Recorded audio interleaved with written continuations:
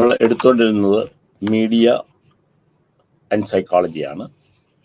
നേരത്തെ media and സൈക്കോളജിയെക്കുറിച്ച് അതിൻ്റെ detail ആയിട്ട് പറഞ്ഞു. എന്താണ് മീഡിയ, എന്താണ് സൈക്കോളജി, അതിൻ്റെ ആവശ്യകത എന്താണ്. അപ്പം ഇതിനകത്ത് മീഡിയയുടെ ഡെവലപ്മെൻറ്റ് പറഞ്ഞു. ആദ്യം പണ്ട് കാലങ്ങൾ മുതൽ, പിന്നെ മാറ്റം വന്നൊരു സമയം എന്ന് പറയുന്നത് റേഡിയോ ആയിരുന്നു. റേഡിയോ കഴിഞ്ഞ് പ്രിൻ്റ് മീഡിയ, പിന്നെ റേഡിയോ, പിന്നെ TV, പിന്നെ മൊബൈൽ ഫോൺ. അപ്പം ഇതിൻ്റെ പഠനത്തിൻ്റെ ആവശ്യകത കൂടുതലായിട്ട് വന്നതും എടുത്തതും എന്ന് പറയുന്നത് 2020 പാൻഡമിക് കഴിഞ്ഞ പിന്നെയാണ്. വളരെ സൂക്ഷ്മമായി സ്ഥൂലമായി ഇതിനെക്കുറിച്ചുള്ള പഠനം നടത്തേണ്ട ഒരു ആവശ്യകത ഉള്ള കാലഘട്ടത്തിലാണ് നമ്മൾ ജീവിക്കുന്നത്. എങ്ങനെയാണ് മീഡിയ ആൾക്കാർ ഇൻഫ്ലുവൻസ് ചെയ്യുന്നത്? ഇത് നമ്മൾ മീഡിയ എന്ന് പറയുമ്പോൾ പ്രിൻ്റ് മീഡിയോ TVയോ അല്ല നമ്മൾ ഉദ്ദേശിക്കുന്നത്. പ്രിൻ്റ് മീഡിയ പത്രങ്ങൾ കാര്യങ്ങൾ ആയിരുന്നു. പക്ഷെ അതിനുള്ള അഡിക്ഷനേക്കാട്ടിലും കൂടുതൽ TV വന്നപ്പം ജനം അതിലേക്ക് അഡിക്റ്റായി. അതൊരു വ്യാവസായികവൽക്കരണത്തിൻ്റെ ആവശ്യം കൂടെ ആയി വന്നു കഴിഞ്ഞപ്പോഴത്തേക്ക് മീഡിയയിലേക്ക് കൂടുതൽ ആൾക്കാരെ ആകർഷിക്കേണ്ടത് ഒരു ആവശ്യകതമായി വന്നു. ഗ്ലോബലൈസേഷൻ്റെ ഭാഗമായിട്ട് കൂടുതൽ ആൾക്കാരെ ആകർഷിക്കുക, വ്യാവസായിക മേഖലയെ ഉത്തേജിപ്പിക്കുക അല്ലെങ്കിൽ ഉണർത്തുക, വ്യാവസായിക അടിസ്ഥാനത്തിൽ മീഡിയയെ നമ്മൾ ഉപയോഗിക്കുക. അത് കൂടുതൽ നമ്മൾ കണ്ടു തുടങ്ങിയത് TVയുടെ കാലഘട്ടങ്ങളിലൂടെയാണ്. മറ്റ് പത്രങ്ങളൊക്കെ പരസ്യം ചെയ്ത് വല്ല വ്യൂവേഴ്സ് കൂടിയപ്പോൾ ആൾക്കാരിലേക്ക് പെട്ടെന്ന് ഇറങ്ങി ചെല്ലാനായിട്ട് പ്രിൻ്റ് മീഡിയയെക്കാട്ടിലും കൂടുതൽ വിഷ്വൽ മീഡിയയ്ക്ക് സാധിക്കുമെന്ന് മനസ്സിലായി. ഇപ്പം TV പോലുള്ള സാഹചര്യങ്ങളിലേക്ക് പരസ്യം അവരുടെ ഒരു ഇൻകമായി മാറി. പരസ്യം ഇൻകമായി മാറിയപ്പോൾ പരസ്യം നടത്തണമെന്ന് എങ്കിൽ ആൾക്കാരുടെ വ്യൂവേഴ്സിനെ അടിസ്ഥാനമാക്കിയാണ് ഓരോരുത്തരെ റേറ്റ് ചെയ്തത്. അപ്പം വ്യൂവേഴ്സിനെ കൂട്ടുക എന്നുള്ള അവരുടെ ആവശ്യമായി. ജനങ്ങൾക്ക് ആവശ്യമുള്ള സാധനങ്ങൾ അല്ലെങ്കിൽ അവരെ ആകർഷിക്കുന്ന സാധനങ്ങൾ മീഡിയയിലേക്ക് മീഡിയയിലൂടെ കൊടുക്കുക എന്നുള്ളൊരെണ്ണം അവർ ചെയ്തു വന്നു. അങ്ങനെ വന്നു കഴിഞ്ഞപ്പോഴത്തേക്ക് മീഡിയയിൽ കൂടുതൽ ആൾക്കാർ ഇൻഫ്ലുവൻസ്ഡായി. അതാണ് ആ ഒരു മാറ്റത്തിൻ്റെ കാലഘട്ടങ്ങൾ വന്നത്. പിന്നെ അതുണ്ടായത് നമ്മളുണ്ട് കമ്പ്യൂട്ടറിൻ്റെ വരവോടുകൂടിയാണ്. കമ്പ്യൂട്ടർ വന്നു കഴിഞ്ഞപ്പോൾ കുറച്ചും കൂടെ ആൾക്കാർക്ക് കമ്മ്യൂണിക്കേഷന് കൂടുതൽ പ്രാധാന്യങ്ങൾ വന്നു. കാരണം എപ്പോഴും കാര്യങ്ങൾ വളരെ പെട്ടെന്ന് അറിയിക്കാൻ വേണ്ടി ഒരു മീഡിയ അല്ലെങ്കിൽ മാധ്യമമായിട്ട് മീഡിയയിൽ ഉപയോഗിച്ചു. അപ്പോൾ കമ്പ്യൂട്ടർ വന്നതോടുകൂടി തന്നെ നമുക്ക് കമ്മ്യൂണിക്കേഷൻ വളരെ വളരെ എളുപ്പമായി. കാരണം നിമിഷങ്ങൾക്കുള്ളിൽ കാര്യങ്ങൾ പരസ്പരം മനസ്സിലാക്കുക, ലോകത്തുള്ള കാര്യങ്ങൾ നമ്മൾ അറിയാനായിട്ട് പെട്ടെന്ന് സാധിക്കുക, വളരെ പെട്ടെന്ന് വളരെ ചെറിയ തുച്ഛമായ സമയത്തിലൂടെ കാര്യങ്ങൾ അറിയാനായിട്ടുള്ള ഒരു ഉപകാരം അല്ലെങ്കിൽ ആ മാധ്യമം നമ്മൾ ഉപയോഗിച്ചു തുടങ്ങി. അപ്പോൾ കൂടുതൽ കമ്മ്യൂണിക്കേഷൻ അതോടെയായി. കമ്പ്യൂട്ടർ എല്ലായിടത്തും ആവശ്യകതയായി. അത് ഒരു വ്യാവസായികമായി വളർച്ചയ്ക്ക് കമ്പ്യൂട്ടർ ഉപകാരപ്പെട്ടു. അപ്പോൾ ഇതിൻ്റെ ആ സമയത്ത് തന്നെയാണ് നമ്മൾ മൊബൈൽ ഫോൺ വരുന്നത്. കമ്പ്യൂട്ടർ വളർന്നു വന്ന് ഒരു സ്റ്റേജിലേക്ക് എത്തുന്ന ഒരു ലക്ഷ്യത്തിലേക്ക് എത്തുന്ന സമയത്തൊക്കെയാണ് ഏറ്റവും വളരെ ഒരു വ്യത്യാസം അല്ലെങ്കിൽ വളരെ പെട്ടെന്ന് ജനങ്ങളെ ആകർഷിക്കത്തക്കവണ്ണം മൊബൈൽ ഫോൺ രംഗത്തേക്ക് വരുന്നത്. അപ്പോൾ മൊബൈൽ ഫോൺ രംഗത്തേക്ക് വരുമ്പോൾ കമ്മ്യൂണിക്കേഷനെ മാത്രം ഉദ്ദേശിച്ചായിരുന്നു. കമ്മ്യൂണിക്കേഷൻ എന്ന് വെച്ചാൽ നമ്മൾ ലാൻഡ് ലൈനിൽ നിന്നുകൊണ്ട്, അതായത് ലാൻഡ് ലൈനിൽ നിന്നുകൊണ്ട് കാര്യങ്ങൾ അറിയുന്നതിന് കൂടുതൽ പെട്ടെന്ന് ജനങ്ങൾ എവിടെ നിന്ന് കഴിഞ്ഞ് കഴിഞ്ഞാലും അറിയത്തക്കവണ്ണം, അത് ക്യാരി ചെയ്യത്തക്കവണ്ണം, കൊണ്ട് നടക്കത്തക്കവണ്ണം ഉള്ള ഗുണങ്ങളൊക്കെ ഉണ്ടായി. അപ്പോൾ അങ്ങനെ വന്നു കഴിഞ്ഞപ്പോഴത്തേക്ക് മൊബൈൽ ഫോൺ വളരെ പെട്ടെന്ന് പ്രചാരം നേടി.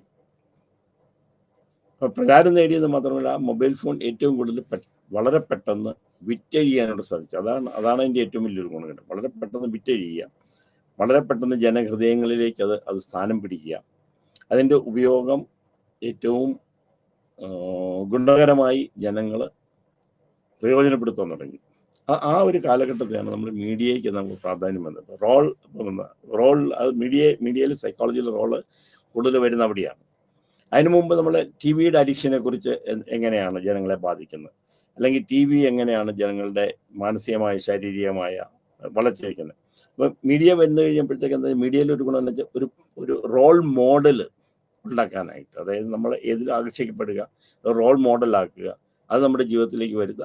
അങ്ങനെ ഒരു സാഹചര്യമുണ്ടായി. അതാണ് ഇതിൻ്റെ ഈ ഒരു സൈക്കോളജിയുടെ ഇവിടെ വരാനുള്ള കാരണം എന്ന് വെച്ചാൽ ഈ ജനത്തിൻ്റെ പേഴ്സണാലിറ്റിയുടെ ഡെവലപ്മെൻറ്റ് അല്ലെങ്കിൽ മാനസികമായ ശാരീരികമായ വളർച്ചയിലും തളർച്ചയിലും മീഡിയ ഇൻഫ്ലുവൻസ് ചെയ്ത് കൊടുത്തപ്പോഴാണ് സൈക്കോളജിയുടെ ആവശ്യം അവിടെ വരുന്നത്. അല്ലെങ്കിൽ അത്ര ഒരു പ്രാധാന്യം അതുവരെ ഉണ്ടായിരുന്നില്ല. ടി വി വന്നു കഴിഞ്ഞപ്പോൾ ഒരു പരിധി വരെ സൈക്കോളജിസ്റ്റിൻ്റെ ആവശ്യങ്ങൾ വേണ്ടി വന്നു, സൈക്കോളജിയുടെ ആവശ്യം വേണ്ടി വന്നു. കാരണം കൂടുതൽ സമയം ജനങ്ങൾ ടി വിയുടെ മുമ്പിൽ വെക്കുക, ചില പ്രത്യേക സീരിയലുകൾക്ക് അടിമപ്പെടുക, കുട്ടികൾ ഇത് കണ്ട് കുട്ടികളുടെ പേഴ്സണാലിറ്റി ഡെവലപ്മെൻറ്റ് ഇത് ബാധിക്കുക. ശരിക്കും വിദ്യാഭ്യാസപരമായ കാര്യങ്ങളാണ് ഉണ്ടായിരുന്നെങ്കിൽ അതിനെ നശിപ്പിക്കത്തക്കവണ്ണമായ പല മീഡിയയിലേക്കും കുട്ടികൾ ആകർഷിക്കപ്പെട്ടു, പ്രത്യേകിച്ച് സിനിമാ കാഴ്ചകളിലൂടെ. അപ്പം ഇത് രണ്ട് തരത്തിലാണ്. ഇപ്പം സിനിമാ വ്യവസായത്തെ അത് നെഗറ്റീവായിട്ട് ബാധിക്കുന്നു. ആ സമയത്തേക്ക് അത് ജനങ്ങളിലുള്ള വ്യക്തിപരമായ കാര്യങ്ങളിലേക്ക് അത് ബാധിച്ചു തുടങ്ങി. ഇത് രണ്ടും ഒരു മാറ്റത്തിനാണ്. അപ്പം ആ മേഖലയിൽ മാറ്റമുണ്ട്. അപ്പം സിനിമാ മേഖലയിൽ അവർക്ക് മാറ്റം വരുത്തേണ്ടി വന്നു. സാധാരണ ഒരു സിനിമ കാണുന്ന അതേ ലാഘവത്തോടു കൂടി നമുക്ക് വീട്ടിൽ ഇരുന്ന് ടി വിയിലൂടെ കാണാമെന്ന് പറഞ്ഞു കഴിഞ്ഞപ്പോഴത്തേക്ക് ആ സിനിമ മീഡിയ മാറ്റേണ്ടി വന്നു. സിനിമയുടെ അവർ അവതരിപ്പിക്കുന്ന അവതരണ രീതികൾ തന്നെ മാറ്റേണ്ടി വന്നു. കാരണം എന്നാലും ജനം പോകുള്ളൂ എന്നുള്ളതായി. അപ്പം ടി വി മാറ്റങ്ങൾ വന്നു. മാക്സിമം വലിയ സ്ക്രീനുകളിലേക്ക് നമ്മൾ കാണിക്കാൻ തുടങ്ങി. ഡോൾബി സൗണ്ട് സിസ്റ്റങ്ങൾ മാറ്റം വന്നു. കാരണം എന്താ വെച്ചാൽ കൂടുതൽ ജനങ്ങളെ ആകർഷിക്കുക എന്നുള്ളതായി. അപ്പം വ്യവസായ മേഖലയിൽ ഉണ്ടായ ഒരു വ്യത്യാസമാണ് അവിടെ ഉണ്ടാകുന്നത്. അപ്പം കുട്ടികളെ സംബന്ധിച്ചിടത്തോളം കുട്ടികൾക്ക് ഏത് സമയം ഇരുന്ന് കാണത്തക്കവണ്ണം ഉള്ള ഒരു മീഡിയ ആയിട്ട് ടി വി മാറും.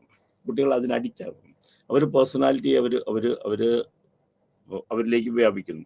കുടുംബ ബന്ധങ്ങളിൽ ചില പ്രശ്നങ്ങളുണ്ടാകും. കാരണം കൂടുതൽ സീരിയൽ അതിനെക്കുറിച്ച് ധാരാളം പഠനങ്ങൾ നടത്തിയിട്ടുണ്ട്. കാരണം ടി വി വന്നു കഴിഞ്ഞപ്പോൾ എങ്ങനെയാണ് അത് കുടുംബ ബന്ധങ്ങളെ ബാധിച്ചിരിക്കുന്നത്, എങ്ങനെയാണ് വിദ്യാർത്ഥികളുടെ പഠനത്തെ അത് ബാധിച്ചിരിക്കുന്നത്, ഇതിനെക്കുറിച്ചൊക്കെ ധാരാളം പഠനങ്ങൾ നടത്തി. ആ സമയത്താണ് നമ്മൾ മൊബൈൽ ഫോൺ വരുന്നത്. മൊബൈൽ ഫോൺ ആദ്യം വന്നു കഴിഞ്ഞപ്പോൾ ഒരു കമ്മ്യൂണിക്കേഷന് വേണ്ടി മാത്രമായിരുന്നു. കമ്മ്യൂണിക്കേഷൻ അങ്ങോട്ടും ഇങ്ങോട്ടും കമ്മ്യൂണിക്കേറ്റ് ചെയ്യാം.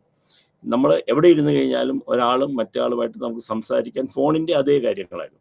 പക്ഷെ ഡെവലപ്പ് ചെയ്ത് കഴിഞ്ഞപ്പോഴത്തേക്ക് കമ്പ്യൂട്ടറിൽ കൂടുതൽ റിസർച്ച് ചെയ്ത് നടത്തിയിട്ട് മൊബൈൽ ഫോണിലുണ്ടായ വ്യത്യാസം ടച്ച് ഫോണിലേക്ക് വന്നു, ഐഫോൺ രംഗത്ത് വരുന്നു, കൂടുതൽ കാര്യങ്ങൾ അറിയാൻ പറ്റുന്നു. ഒരു കമ്പ്യൂട്ടറിൻ്റെ അതേ ഉപയോഗങ്ങളൊക്കെ തന്നെ നമ്മൾ മൊബൈൽ ഫോണിൽ കാണാൻ സാധിക്കും. കൊണ്ട് നടക്കുമ്പോൾ ഒരു കമ്പ്യൂട്ടറിൻ്റെ അതേ ഉപയോഗങ്ങൾ എല്ലാ കാര്യങ്ങളും അറിയത്തക്കവണ്ണം ഒരു ടച്ച് ഫോൺ അത് ഒരു ടച്ച് കൊണ്ട് മാത്രം നമുക്ക് ലോകത്ത് നടക്കുന്ന എല്ലാ കാര്യങ്ങളും അറിയാൻ പറ്റും. അപ്പം ജനങ്ങൾ ഇത് കൂടുതൽ ഹൃദയത്തോട് ചേർത്ത് വെക്കേണ്ടി വന്നു. കാരണം ക്യാരി ചെയ്യേണ്ടി വന്നു. അപ്പോൾ അത് മൊബൈൽ ഫോൺ ഇല്ലാത്തൊരു നിമിഷത്തെക്കുറിച്ച് ചിന്തിക്കാൻ വയ്യാത്തൊരു ലോകത്തിലേക്ക് വന്നു. അപ്പോൾ മൊബൈൽ ഫോൺ ഇല്ലാതെ മാറി നിൽക്കുമ്പോൾ മാനസികമായ പ്രശ്നങ്ങളുണ്ടാകുന്ന ഒരവസ്ഥയിലേക്ക് ജനങ്ങൾ വന്നു. ഇവിടെയാണ് ഈ മീഡിയയിൽ നിന്ന് സൈക്കോളജിസ്റ്റിൻ്റെ ആവശ്യങ്ങൾ വന്നത്. ഇവിടെയാണ് എന്താണ് മീഡിയ ചെയ്യുന്നത്, എന്താണ് മീഡിയ ഇൻഫ്ലുവൻസ് ചെയ്യുന്നത് എന്നുള്ളതൊക്കെയാണ്. നമ്മൾ ഈ ഒരു രീതിയിൽ വേണം മീഡിയ സൈക്കോളജി, അല്ലാതെ വെറുതെ ഇത് എന്തെങ്കിലും മീഡിയയാണ് ഒരു സൈക്കോളജി ബാധിക്കുന്നു അല്ലെങ്കിൽ മാനസികമായ പ്രശ്നങ്ങൾ ഉണ്ടാക്കുന്നു എന്നുള്ളതല്ല. ഇന്ന് വ്യക്തിപരമായ വളർച്ചയ്ക്ക്, പേഴ്സണാലിറ്റി ഡെവലപ്മെൻറ്റിന് വേണ്ടി, പേഴ്സണാലിറ്റി ഡിറ്റോറിയേഷന് വേണ്ടിയിട്ട് ഇന്ന് ഒരു മൊബൈൽ ഫോൺ ഇല്ലാത്ത, കാരണം നമ്മൾ കുറച്ച് കാലങ്ങൾക്ക് മുമ്പ് നമ്മൾ കമ്പ്യൂട്ടർ വെച്ചപ്പോൾ കമ്പ്യൂട്ടറിനെ എതിർത്തിരുന്ന ഒരു ബാങ്കിൽ നമുക്ക് കമ്പ്യൂട്ടർ ഇല്ലാതെ നമുക്ക് ചിന്തിക്കാൻ പറ്റുകയില്ല. ബാങ്കിൻ്റെ ആ വ്യവസായ മേഖലയിലുണ്ടായ മാറ്റമാണ്. പണ്ട് 25-30 പേരിരുന്ന് ചെയ്തിരുന്ന ബാങ്കിൽ 4, 5, 6 പേരിരുന്ന് ജോലി ചെയ്യത്തക്കവണ്ണം വന്നിട്ടുണ്ട്. അപ്പോൾ കമ്പ്യൂട്ടറിനകത്ത് എല്ലാവിധ കാര്യങ്ങളും നമുക്ക് ചെയ്യാനായിട്ട് വന്നു. അപ്പോൾ അതേപോലെ തന്നെ നമ്മുടെ ഒരു വ്യക്തിയുടെ ജീവിതത്തെ സ്വാധീനിക്കുന്ന, അല്ലെങ്കിൽ വ്യക്തിക്ക് മാറ്റി ചിന്തിക്കാൻ വയ്യാത്ത ഒരു സ്ഥാനം മൊബൈൽ ഫോണിനുണ്ടായി. അവിടെയാണ് ഈ മീഡിയ എന്ന് പറയുന്നത് നമ്മൾ കൂടുതലിരിക്കുന്നത്. ഇവിടെയാണ് മീഡിയ സൈക്കോളജിസ്റ്റിൻ്റെ ആവശ്യം, മീഡിയ എങ്ങനെ ഒരു വ്യക്തിയെ ബാധിക്കുന്നു എന്നുള്ള ആവശ്യങ്ങൾ വരിക. അപ്പം എന്താണ് മീഡിയ ഞാൻ പറഞ്ഞതാണെങ്കിൽ ഒന്നും കൂടെ പറയാണ്, എന്താണ് മീഡിയ സൈക്കോളജിസ്റ്റിൻ്റെ റോൾ എന്താണ് നമ്മൾ പ്രത്യേകം മനസ്സിലാക്കേണ്ടത്. എന്താണെന്ന് വെച്ചാൽ ഇത് പറയുന്നതിൻ്റെ കാരണം, ഇത് മനസ്സിലാക്കിയാൽ ബാക്കി കാര്യങ്ങൾ നമുക്കറിയാൻ പറ്റും. ഒരു മീഡിയ സൈക്കോളജിസ്റ്റ് എന്താണ്, നമ്മൾ മീഡിയ സൈക്കോളജിസ്റ്റ് ഞാൻ 2 ക്ലാസ്സുകളിൽ എടുത്താണ്, എന്നാലും ഇതൊന്നും കൂടെ പറയുകയാണ്. ഒരു പേസ് ഓഫ് ടെക്നോളജി അഡ്വാൻസ്മെന്റ്, അത് എങ്ങനെയാണ് ടെക്നോളജി മാറിയത് എന്ന് ജനങ്ങളെ മനസ്സിലാക്കുക. അപ്പം ഈ മനസ്സിലാക്കുക എന്ന് വെച്ച് കഴിഞ്ഞാൽ, ഈ ചേഞ്ച് ചെയ്യുമ്പം കാരണം ഇപ്പം നമ്മളൊരു ഉദാഹരണം പറയുകയാണെങ്കിൽ, ഒരു കടയിൽ പോയാൽ പൈസ കൊടുക്കുക എന്നുള്ളതില്ല. നമ്മൾ ഉടനെ ചോദിക്കുന്നത് നമ്മൾ GPay ചെയ്യാനായിട്ട് മാർഗമുണ്ട്. അത് നേരത്തെയാണ് 250 300 രൂപയാണെങ്കിൽ ഇപ്പോൾ ഒരു 1 രൂപയ്ക്ക് വരെ നമുക്ക് GPay ചെയ്യാൻ പറ്റും. അപ്പോൾ ആ ടെക്നോളജി നമ്മൾ മനസ്സിലാക്കിയില്ലെങ്കിൽ നമുക്ക് ജീവിക്കാൻ പറ്റാത്ത ഒരു സാഹചര്യമുണ്ട്. അപ്പം ക്യാഷ് ട്രാൻസാക്ഷൻസ് പറഞ്ഞ് ഇല്ലാതാകുകയാണ്. അപ്പോൾ നോക്കി, ക്യാഷ് ട്രാൻസാക്ഷൻ ഇല്ലാതെ വരുമ്പോഴത്തേക്ക് നമ്മൾ ബാങ്കുകൾ അവിടെ പോകുന്ന ഡെപ്പോസിറ്റ് ചെയ്യേണ്ട കാര്യമില്ല. കാരണം ഇവിടെ ഞാൻ ഇട്ട് കഴിഞ്ഞാൽ തന്നെ ഉടനെ എൻ്റെ പണം അവിടെ വന്നു കഴിഞ്ഞു, എൻ്റെ അക്കൗണ്ടിൽ അടുത്ത അക്കൗണ്ടിലേക്ക് പോയി തന്നു. എനിക്ക് സാലറി തരുന്നത് എൻ്റെ അക്കൗണ്ടിലേക്ക് ഇട്ടാൽ മതി. എനിക്ക് സാലറി കയ്യിലേക്ക് തരേണ്ട കാര്യമില്ല, ഞാൻ ക്യാരി ചെയ്യേണ്ട കാര്യമില്ല. ഇതൊരു ചേഞ്ചാണ്. അപ്പം ഈ ചേഞ്ചിനെ അഡോപ്റ്റ് ചെയ്യാനായിട്ട് ജനങ്ങളെ പറഞ്ഞ് മനസ്സിലാക്കുക. പിന്നെ ഇനി ഇതുണ്ടാക്കുന്ന ജേർണലിസ്റ്റിൻ്റെ ഓതൻറ്റിസിറ്റി, അക്കൗണ്ടബിലിറ്റി, ചെയ്യുന്ന കാര്യങ്ങൾ എന്താണ്, എന്തെങ്കിലും ഒരു ആപ്പ് ഉണ്ടാക്കി അവരുടെ അക്കൗണ്ടബിലിറ്റി എന്താണ്, അവർ ചെയ്യുന്ന കാര്യങ്ങൾ എന്താണ്, അതിൻ്റെ ഒരു പ്രൊഫഷണൽ സ്റ്റാൻഡേർഡ് എന്ത് കീപ്പ് ചെയ്യണം, അത് എങ്ങനെ മനുഷ്യനെ ബാധിക്കുന്നു, ഇത് മനസ്സിലാക്കി കൊടുക്കുക മീഡിയ സൈക്കോളജിൻ്റെ ആണ്. അപ്പം മീഡിയ യൂസ് ചെയ്യുന്നു, അതായത് ഒരു മീഡിയ ഉപയോഗിക്കുന്നതും ബിഹേവിയറും അതിനോട് ഈക്വലൻ്റല്ല മീഡിയ കോസിങ് ദാറ്റ് ബിഹേവിയർ. ഒരു സംഗതി ചെയ്യുമ്പോൾ മീഡിയ യൂസ് ചെയ്യുമ്പോൾ ഉണ്ടാകുന്ന ബിഹേവിയറും അത് ഇത് ഉപയോഗിക്കുമ്പോൾ എനിക്കുണ്ടാകുന്നതും മീഡിയ മറ്റുള്ളവരുണ്ടാക്കുന്നു. ഒരു ഉദാഹരണം പറയുകയാണെങ്കിൽ, ഞാനിത് ഉപയോഗിക്കുമ്പോൾ ഞാൻ പ്രത്യേക ഒരു ആപ്പിന് ഞാൻ അഡിക്റ്റ് ആണെങ്കിൽ എൻ്റെ ബിഹേവിയറിനെ അത് ബാധിക്കും. അതേസമയം മീഡിയ ഉണ്ടാകുമ്പോൾ, ആ ആപ്പ് ഉണ്ടാകുമ്പോൾ അല്ലെങ്കിൽ മൊബൈൽ ഫോൺ ഉണ്ടാകുമ്പോൾ എനിക്ക് എന്ത് ബിഹേവിയറിന് വ്യത്യാസം വരും. രണ്ടും തമ്മിൽ വളരെ വ്യത്യാസമുണ്ട്. ഒന്ന് നമ്മൾ പറയുന്നത് ഒരു പ്രത്യേക സംഗതി ഉപയോഗിക്കാൻ നമ്മളുണ്ടാകുന്നതും അത് ഉണ്ടായത് കൊണ്ടുള്ള അതിൻ്റെ ബേസ് യൂണിറ്റ് ഉണ്ടായത് കൊണ്ട് ബിഹേവിയറിൽ എങ്ങനെ ഉണ്ടായത്. ഒരു ഉദാഹരണം പറയുകയാണെങ്കിൽ, how the mobile phone affecting the people. Mobile phone എങ്ങനെയാണ് ആൾക്കാരെ ബാധിക്കുന്നത്. അതേസമയം മൊബൈൽ ഫോൺ ഉപയോഗിക്കുന്നത് കൊണ്ട് ഈ വ്യക്തികൾക്ക് എന്തുണ്ടാകും. എല്ലാവർക്കും ഉണ്ടാകണമെന്നില്ല. മൊബൈൽ ഫോണിൻ്റെ ആകെ മാറ്റം എല്ലാവരും ഉണ്ടാക്കുകയാണെങ്കിൽ, മൊബൈൽ ഫോൺ നമ്മൾ വാങ്ങിക്കുമ്പോഴത്തേക്ക് സമൂഹത്തിൽ മാറ്റം ഉണ്ടാകി. ഈ മൊബൈൽ ഫോണിൻ്റെ ഉപയോഗം കൊണ്ട് ഇൻഡിവിജ്വലിന് എങ്ങനെ ബിഹേവിയറിൽ വ്യത്യാസം വരുന്നു, ഇതുകൊണ്ട് ബിഹേവിയറിൽ എങ്ങനെ ഉണ്ടാകുന്നു, ഇതെങ്ങനെ ബിഹേവിയറിനെ ചേഞ്ച് ചെയ്യിക്കുന്നു. അപ്പോൾ ഇത് രണ്ടും മനസ്സിലാക്കി കൊടുക്കുക. കാരണം ചേഞ്ചിൻ്റെ അനുസരിച്ച്, മാറ്റങ്ങൾക്കനുസരിച്ച് നമുക്ക് ജീവിക്കാതിരിക്കാൻ പറ്റില്ല. മാറ്റങ്ങൾ നമുക്ക് ഉൾക്കൊണ്ടേ പറ്റുള്ളൂ. ആ മാറ്റങ്ങളിൽ എന്നിലുണ്ടാക്കുന്നതായ വ്യത്യാസങ്ങൾ, അത് ഉപയോഗിക്കുന്നതുകൊണ്ട് എന്നിലുണ്ടാക്കുന്ന വ്യത്യാസം, ഇത് തമ്മിലുള്ള കോറിലേഷൻ ആണ് പഠിപ്പിക്കുക. എങ്ങനെ ഓരോ difference experience, different media technology, ഓരോ കൾച്ചർ, ഓരോ മീഡിയയിൽ ഉണ്ടാകുന്ന വ്യത്യാസം എങ്ങനെ വ്യക്തികളെ ബാധിക്കുന്നു, അല്ലെങ്കിൽ ആ മീഡിയ എങ്ങനെ കൾച്ചറിനെ ബാധിക്കുന്നു, ഏത് സാഹചര്യങ്ങളാണ് ഇതൊക്കെ ഉണ്ടാകുന്നത് എന്ന് പറഞ്ഞ് മനസ്സിലാക്കി കൊടുക്കുക എന്നുള്ളത് ഒരു മീഡിയ സൈക്കോളജിസ്റ്റിൻ്റെ ജോലിയാണ്. ഇല്ല, എങ്ങനെ ഇത് ഇവാലുവേഷൻ, ഇതെങ്ങനെയൊക്കെ കാര്യങ്ങളുണ്ട്, ഇവാലുവേറ്റ് ചെയ്യുന്നത് എങ്ങനെയാണ്, അത് തമ്മിലുള്ള ബന്ധങ്ങൾ എങ്ങനെയാണ്, അതെങ്ങനെ ഉപയോഗിക്കാൻ പറ്റും, അത് എന്തൊക്കെയാണ്, അതിൻ്റെ കണ്ടന്റ് എന്താണ് എന്നുള്ളതിനെക്കുറിച്ച് പറഞ്ഞ് മനസ്സിലാക്കി കൊടുക്കുക, അതിനെക്കുറിച്ച് സ്റ്റഡി നടത്തുക. അത് ഒരു മീഡിയ സൈക്കോളജിൻ്റെ ജോലിയാണ്. അപ്പം അതുപോലെ തന്നെ ഈ മീഡിയ ഇൻ്റഗ്രേറ്റ് ചെയ്യുക, ഈ ടെക്നോളജി എങ്ങനെ വിദ്യാഭ്യാസം ചെയ്യാൻ പറ്റും, എങ്ങനെ ഒരു സംസ്കാരത്തെ മാറ്റാൻ പറ്റും, അത് എങ്ങനെ നമുക്ക് ഉപയോഗിക്കാൻ പറ്റും. അപ്പം ഇതിന് വേണ്ടി മീഡിയയെക്കുറിച്ച് പഠിപ്പിച്ചു കൊടുക്കുക. അപ്പം അതിന് ഉദാഹരണം പറയുകയാണെങ്കിൽ, നമ്മൾ 2020 പാൻഡമിക് വന്ന സമയത്ത് ഉണ്ടായൊരു വലിയ വ്യത്യാസമാണ് എഡ്യൂക്കേഷൻ ഫീൽഡിൽ. എഡ്യൂക്കേഷനിൽ ഉണ്ടായെന്താണെന്ന് വെച്ച് കഴിഞ്ഞാൽ, സ്കൂളിലേക്ക് പോകണ്ട, വീട്ടിൽ ഇരുന്ന് പഠിക്കാം. അപ്പം ടെക്നോളജി എഡ്യൂക്കേഷനിലേക്ക് ഇറങ്ങി വരികയാണ്. അപ്പം ഇത് എങ്ങനെ മീഡിയ ഉപയോഗിക്കാം, ഇതെങ്ങനെ നിങ്ങൾ ചെയ്യാം, ഓൺലൈനിൽ ഇതെങ്ങനെ ചെയ്യാം, കണ്ടമാനം ഇതു ഓരോ സിലബസും ഇതിനകത്ത് കയറ്റി, ഓരോ സബ്ജക്റ്റ് ഇതിനകത്ത് കയറ്റി ഇതെങ്ങനെ ചെയ്യാൻ പറ്റും, എല്ലാം വളരെ വളരെ വ്യത്യാസമായി. ഈ ടെക്നോളജി എഡ്യൂക്കേഷൻ ഫീൽഡിലേക്ക് എങ്ങനെ കൊണ്ടുവന്നു, ഈ മീഡിയ ലിറ്ററസിയിൽ അതെങ്ങനെ ഉപയോഗിക്കാൻ പറ്റും, ഇതിനെക്കുറിച്ച് പറഞ്ഞ് മനസ്സിലാക്കി കൊടുക്കേണ്ട ഒരു മീഡിയ സൈക്കോളജിസ്റ്റിൻ്റെ ജോലിയാണ്. കാരണം ഇനി മീഡിയ ഡെവലപ്പ് ചെയ്യുമ്പോൾ ഒരു എത്തിക്കൽ സ്റ്റാൻഡേർഡ്, ഇത് എന്ത് സ്റ്റാൻഡേർഡ്, ഈ സ്റ്റാൻഡേർഡ് എന്ന് പറയുന്നത് അതിൻ്റെ ക്വാളിറ്റി മാത്രമല്ല, how it is affecting the people, എങ്ങനെ ഇത് ജനങ്ങളെ ബാധിക്കും, എങ്ങനെ ഒരു വ്യക്തികളെ ബാധിക്കും, ഇതെങ്ങനെ സമൂഹത്തിൽ നല്ലതായിട്ടുണ്ടാകും, അങ്ങനെയുള്ള ഒരു എത്തിക്കൽ കോണ്ടാക്ട് പറഞ്ഞു കൊടുക്കേണ്ട, മനസ്സിലാക്കേണ്ട ഇതാണ്. ഇനി എങ്ങനെ അഡ്വർടൈസ്മെൻ്റ് ഇത് ഉപയോഗിക്കാം, അല്ലെങ്കിൽ എങ്ങനെ ഇത് എൻ്റർടൈൻമെൻറ്റിൽ ഉപയോഗിക്കാം, രണ്ടും തമ്മിൽ വ്യത്യാസമുണ്ട്. കാരണം എന്താ വെച്ചാൽ, അഡ്വർടൈസ്മെൻ്റ് എന്ന് പറയുമ്പോൾ അഡ്വർടൈസ്മെൻറ്റ് കൊമേഴ്ഷ്യൽ ഫീൽഡിലാണ്. കാരണം എങ്ങനെ ജനഹൃദയങ്ങളിലേക്ക് ഇറങ്ങിച്ചെല്ലാം, അപ്പം ആ പരസ്യത്തിന് ഓരോരോ കാര്യങ്ങളുണ്ടായി. ഇതിൽ സൈക്കോളജിക്കലായിട്ട് എങ്ങനെ അഡ്വർടൈസ്മെന്റ് ഉണ്ടാക്കാം, അതുപോലെ തന്നെ എങ്ങനെ ഇതൊരു എൻ്റർടൈൻമെൻ്റ് ആക്കാം. കാരണം ജനത്തിന് ഇഷ്ടപ്പെടുന്ന കാര്യങ്ങൾ ഇഷ്ടപ്പെടുന്ന രീതിയിൽ നമ്മൾ ചെയ്തു കൊടുക്കണം. പിന്നെ ഒരു സാധനം അഡ്വർടൈസ്മെൻറ്റ് ചെയ്യുമ്പം അഡ്വർടൈസ്മെൻറ്റ് അവരുടെ ആവശ്യമാണെന്ന് തോന്നണം. ഉദാഹരണത്തിന് ചില പേസ്റ്റിൻ്റെ പരസ്യങ്ങൾ, അപ്പം നമ്മളെ ക്യാച്ച് ചെയ്യുന്നതാണ്. കാരണം എന്താ വെച്ചാൽ ഇത് നമുക്കൊരു നല്ലൊരു അട്രാക്ഷൻ ഉണ്ടാക്കുന്നതാണെന്ന് തോന്നുക. അല്ല നമ്മൾ ഉപയോഗിക്കുന്ന സാധനങ്ങളുടെ, പ്രത്യേകിച്ച് ഇന്നോവേഴ്സിൻ്റെയൊക്കെ കാര്യങ്ങളിലും, കാരണം ഇതൊരു സോപ്പിൻ്റെ കാര്യങ്ങളിൽ നമ്മൾ ഓരോന്ന് അഡ്വർടൈസ്മെൻറ്റ് നമ്മുടെ മനസ്സിൽ എങ്ങനെ നമ്മൾ ബാധിക്കും. ഏത് സോപ്പ് ഉപയോഗിക്കണം, അല്ലെങ്കിൽ ഏത് വസ്ത്രം ഉപയോഗിക്കണം, ഏത് ഹോട്ടലിൽ പോകണം, ഏത് ഫുഡ് കഴിക്കണം, എങ്ങനെ ജീവിക്കണം എന്ന് നമ്മൾ അഡ്വർടൈസ്മെൻറ്റിനെ പഠിപ്പിക്കുന്നത്. ഇപ്പം നമ്മുടെ കയ്യിലല്ല ഇതിരിക്കുന്നത്. നമ്മളിപ്പോൾ എവിടെയെങ്കിലും ഒരു ഹോസ്പിറ്റലിൽ പോകണമെങ്കിൽ ആദ്യം നമ്മളെടുത്ത് വെച്ച് നോക്കുന്നത് ഇതിൻ്റെ റേറ്റിംഗ് ആണ്. അപ്പം ഇത് എത്ര റേറ്റ് ചെയ്യുന്നുണ്ട്, ഇത് എന്തൊക്കെ കാര്യങ്ങൾ, ഇവിടെ എങ്ങനെ കിട്ടും.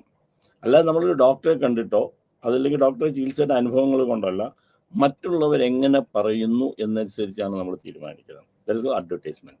പിന്നെ ഇത് എങ്ങനെ എൻ്റർടൈൻമെൻ്റ് ആക്കി, എങ്ങനെ നമുക്ക് നമ്മുടെ ജീവിതത്തെ സന്തോഷകരമാക്കാം, അതിന് എന്ത് വേണം, എത്ര തരത്തിലുള്ള സീരിയൽ വേണം, ഏത് രീതിയിലുള്ള കോമഡി ആയിരിക്കും, എന്ത് പ്രോഗ്രാം ആയിരിക്കും. ഇത് ഇതിനെക്കുറിച്ച് സ്റ്റഡി ചെയ്യേണ്ടത് മീഡിയ സൈക്കോളജിൻ്റെ ജോലിയാണ്. ഈ സൊസൈറ്റിയിൽ എങ്ങനെയാണ് ഒരാളുടെ ബിഹേവിയറിൻ്റെ എങ്ങനെയാണ്, മാനസികമായ ശാരീരികമായ പെരുമാറ്റങ്ങൾ സമൂഹത്തിൽ എങ്ങനെയൊക്കെ മാറ്റങ്ങൾ വരുന്നു, അല്ലെങ്കിൽ മീഡിയ എങ്ങനെ എഫക്റ്റ് ചെയ്യുന്നു, ഇതിനെക്കുറിച്ച് പഠിക്കേണ്ടത് ഒരു മീഡിയ സൈക്കോളജിൻ്റെ ജോലിയാണ്. അപ്പോൾ ഒരു മീഡിയ ഡെവലപ്പ് ചെയ്യുമ്പോൾ, ഇപ്പം നമ്മളൊരു മീഡിയ ഡെവലപ്പ് ചെയ്യുന്ന സമയത്ത് ഇത് എങ്ങനെ ഡെവലപ്മെൻ്റലി ചലഞ്ചഡ് ഗ്രൂപ്പ്സിന് എങ്ങനെ ഉപയോഗിക്കാം, അപ്പോൾ മറ്റുള്ള പോപ്പുലേഷന് കുറഞ്ഞ ആൾക്കാർക്ക് എങ്ങനെ ഇത് ഉപയോഗിക്കാം. എക്സാമ്പിൾ, കണ്ണ് കാണാൻ വയ്യ ആൾക്ക് നമുക്കൊരു മൊബൈൽ ഫോൺ ഉപയോഗിക്കാം, അയാൾക്ക് കേൾക്കാം, അതെങ്ങനെ അത് ടച്ച് ചെയ്ത് എങ്ങനെ അറിയണം, അല്ലെങ്കിൽ ഇത് ഏതൊക്കെ രീതിയിൽ ചെയ്യാൻ പറ്റും, അല്ലെങ്കിൽ ഈ ആൾക്ക് എങ്ങനെ ഇൻഫർമേഷൻ കിട്ടും. അപ്പോൾ പുതിയ കാര്യങ്ങളെക്കുറിച്ച് മനസ്സിലാക്കുക, ചലഞ്ചഡ് ആയിട്ടുള്ള ആൾക്കാരെ ഹെൽപ്പ് ചെയ്യുക, അതൊരു മീഡിയ സൈക്കോളജിൻ്റെ ജോലിയാണ്.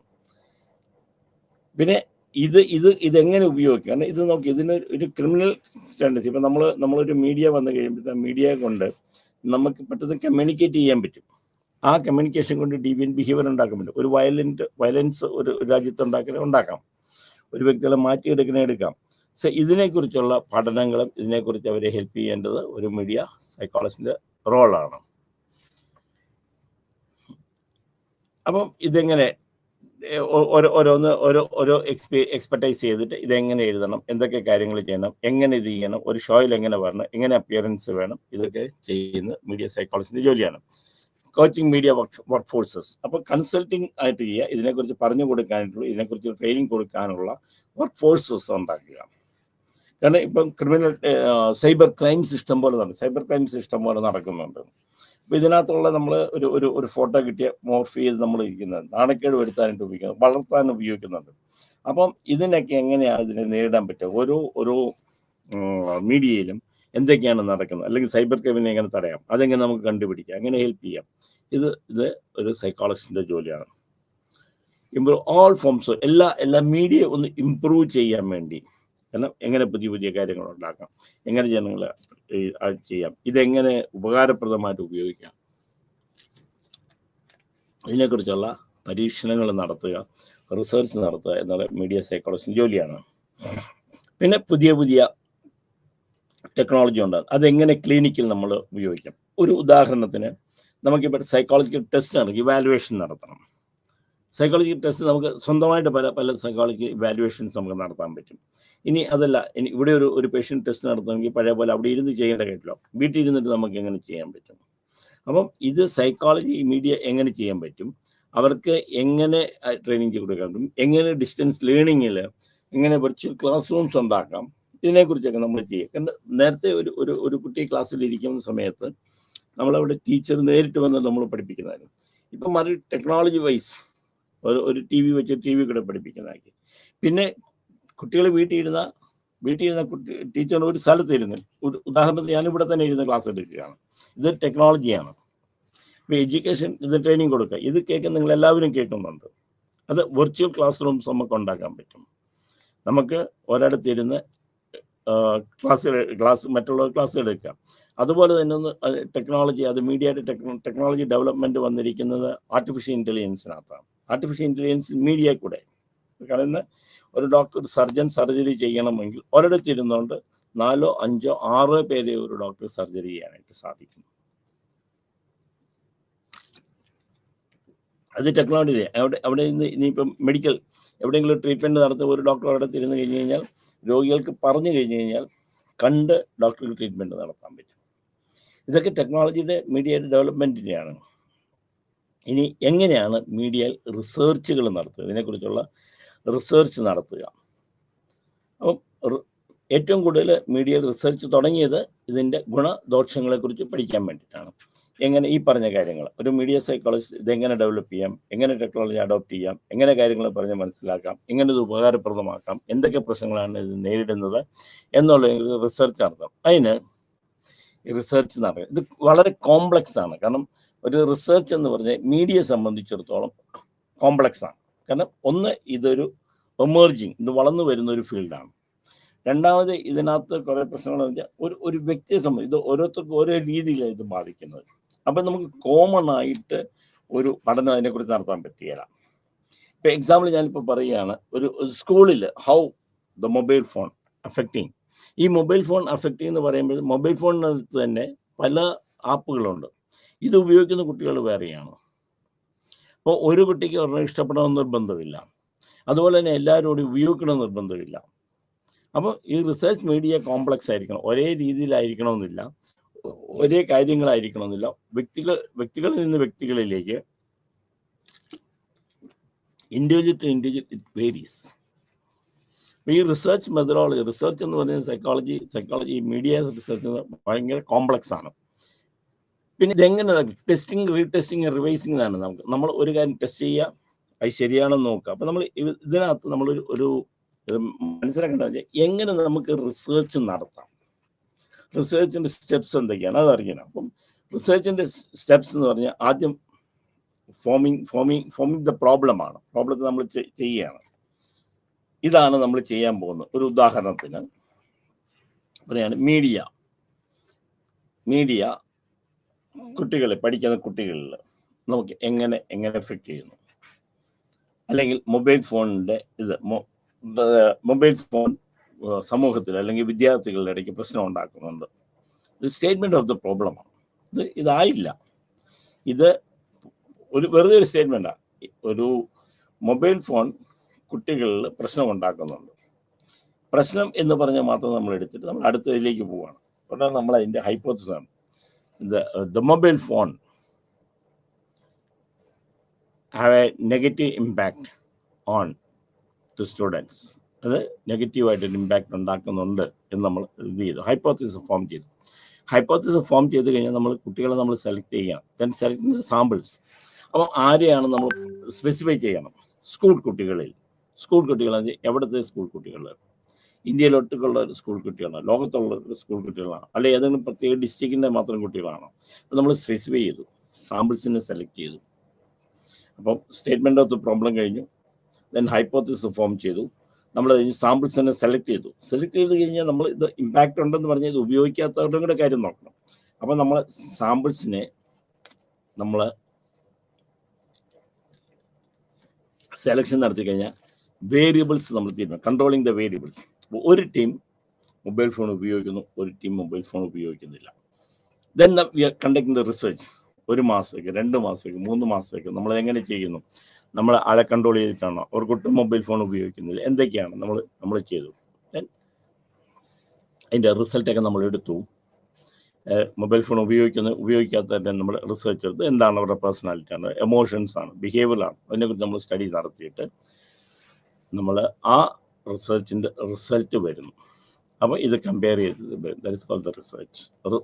സ്റ്റെപ്സ് ഉണ്ട്.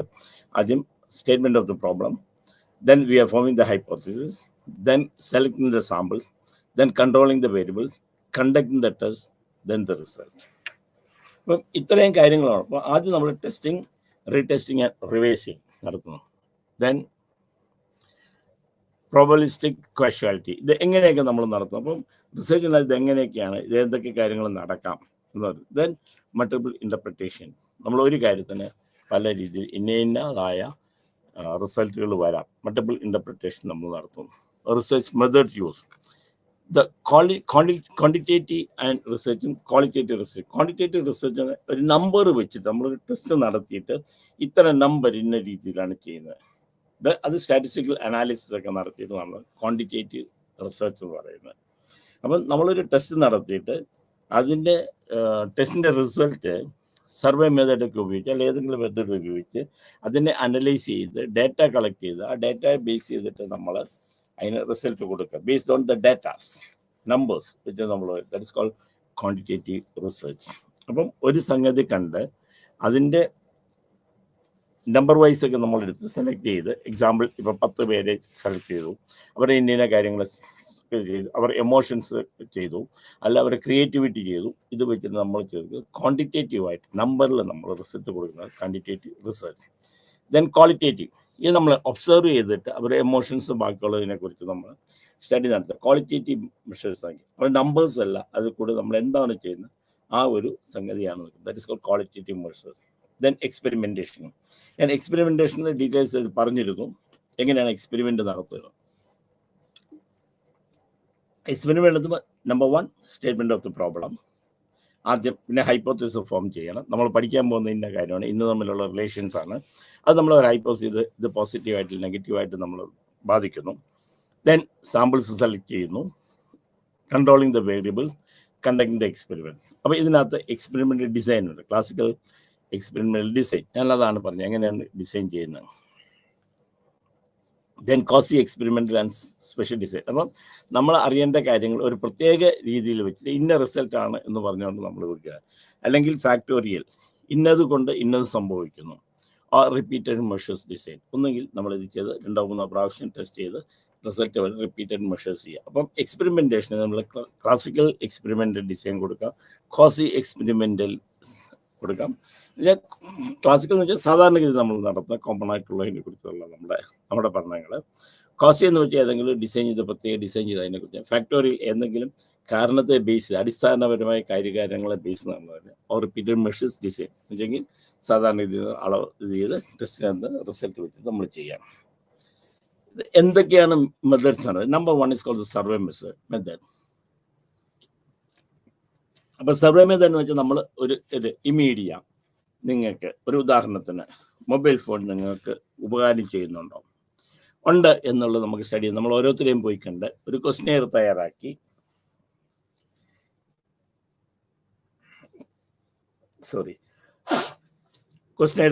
ആ ക്വസ്റ്റ്യനെയറിൻ്റെ ബേസിൽ പോയി നമ്മൾ പഠിക്കുക. ഇപ്പോൾ സർവേ ചെയ്യാനായിട്ട് നമ്മൾ സാധാരണഗതിയിൽ ഒരു സർവേ മെത്തേഡാണ് നമ്മൾ സാധാരണഗതിയിൽ ഉപയോഗിക്കുന്നത്. കാരണം വെച്ചാൽ നിങ്ങൾ പത്രം വായിക്കുന്നുണ്ടോ, എന്ത് ഗുണങ്ങളുണ്ട്, അല്ലെങ്കിൽ മൊബൈൽ ഫോൺ കാണുന്നു, അതിനകത്ത് ഏത് ആപ്പ് കാണുന്നു, അതിനകത്ത് എന്തൊക്കെ ഗുണങ്ങൾ നിങ്ങൾ കാണുന്നുണ്ട്, അത് നിങ്ങൾക്ക് ഇഷ്ടമാണോ, അങ്ങനെ നമ്മൾ അല്ലെങ്കിൽ മറ്റുള്ളവർ ഉപയോഗിക്കുന്നതാണ്. നമ്മൾ സ്ട്രക്ചേർഡ് ആയിട്ട് ഒരു ക്വസ്റ്റ്യൻസ് ഉണ്ടാക്കി നമ്മൾ പോയി ആൻസർ വാങ്ങിക്കുക. അല്ലെങ്കിൽ അൺസ്ട്രക്ചേർഡ് ആയിട്ട് നമുക്ക് പോകാം. സ്ട്രക്ചേർഡ് ക്വസ്റ്റ്യൻസ് ഒന്നും വേണ്ട, നമ്മൾ അവിടെ പോയി ഓരോരുത്തരെ കണ്ട് നമ്മൾ അവരുമായിട്ട് സംസാരിച്ച് കാര്യങ്ങളെടുത്ത് യെസ് ഓർ നോ, നിങ്ങൾക്കിത് നല്ലതാണ് ചീത്തയാണോ എന്ന് തോന്നുന്നുണ്ട്, അങ്ങനെയുള്ളത് നോക്കി സർവേ നടത്തുക. അപ്പോൾ ഒരു പർട്ടിക്കുലർ സെലക്റ്റഡ് പോപ്പുലേഷൻ്റെ ഇടയ്ക്ക് പോയിട്ട് നമ്മൾ 1-to-1 കണ്ട് നമ്മൾ റിസർച്ച് സർവേ നടത്താം. അല്ലെങ്കിൽ നമ്മൾ ക്വസ്റ്റ്യൻ അയച്ചു കൊടുത്തിട്ട് അത് ഫില്ല് ചെയ്ത് നമുക്ക് നടത്താം. അല്ലെങ്കിൽ ഏജൻസ് മുഖാന്തരം നടത്താം. ഇപ്പം നമ്മൾ കുറച്ചുകൂടെ വന്ന കമ്പ്യൂട്ടർ മുഖാന്തരം. So you can send through the mails, collect through the mails ആകാം. അപ്പോൾ ഇങ്ങനെ സർവേ മെത്തേഡ് നമ്മൾ നടത്താം. സെക്കൻഡ് ഒബ്സർവേഷൻ മെത്തേഡാണ്. അപ്പോൾ സർവേ മെത്തേഡ്സിന് നെഗറ്റീവും പോസിറ്റീവും ഉണ്ട്. പോസിറ്റീവ് എന്താണെന്ന് വെച്ചാൽ നമുക്ക് പെട്ടെന്ന് മാക്സിമം ആൾക്കാരിലെത്തി മാക്സിമം റിസൾട്ട് നമുക്ക് എടുക്കാം. നമുക്ക് ലാർജ് പോപ്പുലേഷനിൽ നമുക്ക് പോയി ചെയ്യാൻ പറ്റും. നെഗറ്റീവ്സ് എന്താണെന്ന് വെച്ചാൽ ഇത് പലരും ഇത് ആൻസർ ചെയ്യണമെന്നില്ല. പല ആൾക്കാരും അവരുടേതായ വ്യക്തിപരമായിട്ട് കാര്യങ്ങൾ തരണമെന്നില്ല. നമുക്ക് 1-to-1 കോണ്ടാക്ട് ഇല്ല. അവരുടെ ബൈസ്നെസ് ചിലപ്പോൾ അതിനകത്ത് കയറാം. ടൈം കൺസ്യൂമിങ് ആണ് ചില കേസ് ടൈം കൺസ്യൂമിങ് അല്ല. പിന്നെ നമ്മൾ നമ്പർ ഓഫ് ക്വസ്റ്റ്യൻസ് ഉണ്ടാക്കണം, ഇത് ചെയ്യണം, ഫോളോ അപ്പ് ചെയ്യണം, ഇതൊക്കെ കൂടുതൽ സമയം എടുക്കുന്നതാണ്. സർവേ മെത്തേഡ് അതാണ്. സെക്കൻഡ് ഒബ്സർവേഷനാണ്. ഒബ്സർവേഷൻ നമ്മൾ കണ്ട് ഉപയോഗിക്കുന്ന ആൾക്കാരെ കണ്ട്, അല്ലെങ്കിൽ ഒരു സ്കൂളിൽ പോയി ഇത്ര കുട്ടികൾ ഉപയോഗിക്കുന്നുണ്ട്, അല്ലെങ്കിൽ അവരുടെ എന്തൊക്കെയാണ് നമ്മൾ ഒബ്സർവ് ചെയ്ത് പഠനം നടത്തുക. Observation method. ഈ ഒബ്സർവേഷൻ മെത്തേഡ് തന്നെ കുറച്ചുകൂടെ ക്ലാരിറ്റി നമുക്ക് കൂടുതൽ കിട്ടും, കുറച്ചുകൂടെ കാര്യങ്ങൾ നമുക്ക് വ്യക്തമായിട്ട് അറിയാൻ പറ്റും. നേരിട്ട് അറിയുന്നതുകൊണ്ട് അതിൻ്റെ കുറച്ചുകൂടെ ക്ലാരിറ്റി ഉണ്ടാകാം, സത്യസന്ധത ഉണ്ടാകും, എല്ലാം ഉണ്ട്. പക്ഷെ നെഗറ്റീവ് എന്താ, ഒരാൾ ഇതിനെ മെനക്കെട്ട് ലിമിറ്റഡ് ടൈമിനുള്ളിൽ നമുക്ക് ചെയ്തു തീർക്കാൻ വലിയ പാടാണ്, ടൈം കൺസ്യൂമിങ് ആണ്, സമയം കൂടുതലായിട്ട് നമുക്ക് എടുക്കുന്നതാണ്. രണ്ടാമത് പേഴ്സണൽ ബൈസിനസ്. ഇപ്പം ഞാൻ സർവേ നടത്തുമ്പോൾ എൻ്റെ പേഴ്സണലായിട്ടുള്ള ബൈസിനസ് അതിനകത്ത് വരാനുള്ള സാധ്യതകളുണ്ട്, വരണം എന്നല്ല, വരാനുള്ള സാധ്യതകളുണ്ട്. അപ്പോൾ കുറേ നെഗറ്റീവ്സ് ആണ്. അപ്പോൾ എപ്പോഴും റിസർച്ച് മെത്തേഡ്സ് പറയുമ്പോൾ അതിൻ്റെ പോസിറ്റീവ് നെഗറ്റീവ് നമ്മൾ പറഞ്ഞിരിക്കുക. Then interviews and focus group ഡിസ്കഷനാണ് കുറച്ചും കൂടി നമുക്ക് നടത്താൻ പറ്റും, കൂടുതൽ ആൾക്കാരിൽ എത്താൻ പറ്റും. ഇൻ്റർവ്യൂസ് എന്ന് വെച്ച് കഴിഞ്ഞാൽ നമുക്ക് ആൾക്കാരെ ഇരുത്തി ടീമായിട്ട് ചെയ്യാം, 1-to-1 ഇൻ്റർവ്യൂ നടത്താം, അല്ലെങ്കിൽ ഒരു ഗ്രൂപ്പ് ഡിസ്കഷനിലേക്ക് വരാം. ഇങ്ങനെ കാര്യങ്ങൾ നമുക്ക് നടത്താം. ഇതിനും മെറിറ്റ്സും ഡിമെറിറ്റ്സും ഒക്കെ, എല്ലാത്തിനും അതിൻ്റെതായ മെറിറ്റ്സും ഡിമെറിറ്റ്സും ഒക്കെ ഉണ്ട്. അപ്പം സർവേ മെത്തേഡ് വരുതാം, observation method, interview and focus group. Focus group എന്തെങ്കിലും ഒരു പർട്ടിക്കുലർ അജണ്ട വെച്ചുകൊണ്ട് ആ ഡിസ്കഷൻ നമ്മൾ നടത്തുക. ഒരു ഉദാഹരണത്തിന് നമ്മളൊരു നടത്താൻ പോകാം, മൊബൈൽ ഫോണിൻ്റെ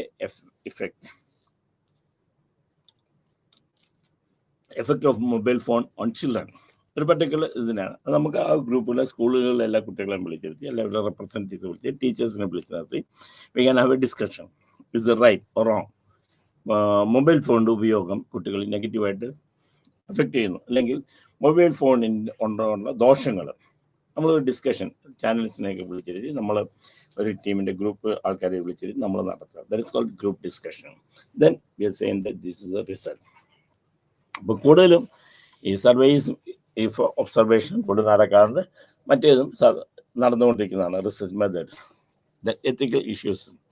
ഒന്ന് ഇതിനകത്തുള്ള പ്രശ്നമെന്ന് ഇൻഫോംഡ് കൺസെൻറ്റ് നമുക്ക് കിട്ടണം. നമ്മൾ റിസർച്ച് നടത്തുമ്പോൾ ഇൻഫോംഡ് കൺസെൻറ്റ് കിട്ടാൻ പലപ്പോഴും വലിയ പാടാണ്.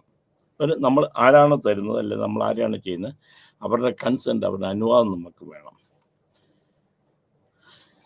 ഇത് പിന്നെ ഒരു തിയറിറ്റിക്കൽ വാക്കും ഇത് സ്റ്റഡി നടത്തുമ്പോൾ ഒന്ന് ഇൻഫോംഡ് കൺസെൻറ്റ് കിട്ടാനുള്ള പാട്, 1-to-1 കോൺടാക്ട് ചെയ്യാനായിട്ടുള്ള പാട്, ബാക്കിയുള്ള കാര്യങ്ങളൊക്കെ ഉണ്ട്. പിന്നെ എങ്ങനെയാണ് ഒരാൾ ഉപയോഗിക്കുന്നത്. ഇപ്പോൾ ഞാൻ മൊബൈൽ ഫോൺ ഉപയോഗിക്കുന്നുണ്ട്, ഞാൻ ഉപയോഗിക്കുന്ന പല കാര്യങ്ങൾ വെച്ചാൽ അവർ പറയണമെന്ന് നിർബന്ധമില്ല. ഇപ്പോൾ ഞാനിപ്പോൾ ഉപയോഗിക്കുന്നത്, ഞാൻ ഇന്നത് കാണാറുണ്ടോ, ചിലപ്പോൾ അവർ പറയാം എനിക്ക് താല്പര്യമില്ല. അപ്പോൾ റിസർച്ച് നടത്താനായിട്ട് ഒരു ഇൻഫോംഡ് കൺസെൻറ്റ് ആവശ്യമായിട്ട് വരും. Then conduct study theoretical work on disregarding established theories. അപ്പോൾ പിന്നെ ഒരു പ്രശ്നം ഇതിനകത്തുണ്ടാകുന്നതെന്ന് വെച്ചാൽ തിയറിറ്റിക്കൽ വാക്കും ഒരു തിയറി, ഇത് ബേസ്ഡ് ഓൺ ഇന്നതാണ് തിയറി, ഇന്ന രീതിയിൽ ഉണ്ടെന്നുള്ളൊരു തിയറി നമുക്ക് ഇല്ല. പിന്നെ ആ തിയറിയെക്കുറിച്ച് എസ്റ്റാബ്ലിഷ് ചെയ്യാൻ ഉള്ള ബുദ്ധിമുട്ടുകൾ, കാരണം തിയറി ഇല്ലാതെ അതിനൊരു തിയറി വാക്കും എന്ന് വെച്ചാൽ അതിൻ്റെ ഒരു ഷോർട്ട് ഫാൾ, അതില്ലാത്ത ഒരു അവസ്ഥയിലേക്ക് നമ്മൾ വരുന്നുണ്ട്. Then inadequate sample size and exclude. അപ്പം ഇത് മാത്രമായിട്ട് നമ്മൾ ഒരു റിസർച്ച് നടത്താൻ വേണ്ടി നമുക്ക് സാമ്പിൾസ് കിട്ടാൻ പാടാണ്. അപ്പോൾ ഒഴിവാക്കുക, അത് ചില സമയത്ത് നമ്മൾ ഒഴിവാക്കണം, അത് നമുക്ക് പാടായിട്ട് വരും. So using inadequate sample size and exclude, using experimental manipulation. അപ്പോൾ ഒന്നാമതിന് എക്സ്പെരിമെൻ്റ് നടത്താൻ പാടാണ്, കാരണം ഇതുപോലെ തന്നെ നമുക്ക് ഒരാളെ ഉപയോഗിക്കുന്ന ആൾ ഇങ്ങനെയൊക്കെ പറഞ്ഞു തരും. പിന്നെ ഇതിനകത്ത് എക്സ്പെരിമെൻ്റ് മാനിപ്പുലേഷൻ നടക്കാൻ സാധ്യതയുണ്ട്, പലരും തരുന്ന ഉത്തരങ്ങൾ ശരിയായിട്ടൊന്നും വരില്ല. അപ്പം എക്സ്പെരിമെൻ്റ് മാനിപ്പുലേഷൻ നടക്കാൻ സാധ്യതയുണ്ട്. പുവർ ആൻഡ് ഇൻഅപ്രോപ്രിയേറ്റ് മെഷേഴ്സ്, ഇത് അളക്കാൻ ഒരു അളവ് കോല്, അല്ലെങ്കിൽ പല ടെസ്റ്റുകളും നടത്തിയത് എങ്ങനെ ഇതിനകത്ത് നമുക്കൊരു അളവ് വെക്കാം, മെഷർ, ഒരു റിസർച്ച് ഇവൻ നമ്മൾ റിസർച്ച് നടത്തിയിട്ട് അതിൻ്റെ റിസൾട്ട് അനലൈസ് ചെയ്യാനായിട്ട് ഒരു സ്റ്റാറ്റിസ്റ്റിക്കൽ അനാലിസിസ് നടത്തണമെങ്കിൽ അതെങ്ങനെ നടത്തും. അപ്പോൾ ഇതിനകത്തൊരു ഇഷ്യൂ ആണ്. Then changing landscape, then developmental aspects of parasocial interactions. ഇതുകൊണ്ട് പാരാസോഷ്യൽ, അത് പാരലായിട്ടൊരു സോഷ്യൽ ഇൻട്രാക്ഷൻസ് നമ്മൾ ഉണ്ടാക്കുന്നുണ്ട്, അത് എന്തൊക്കെയാണ് എന്ന് നമുക്ക് നോക്കാം.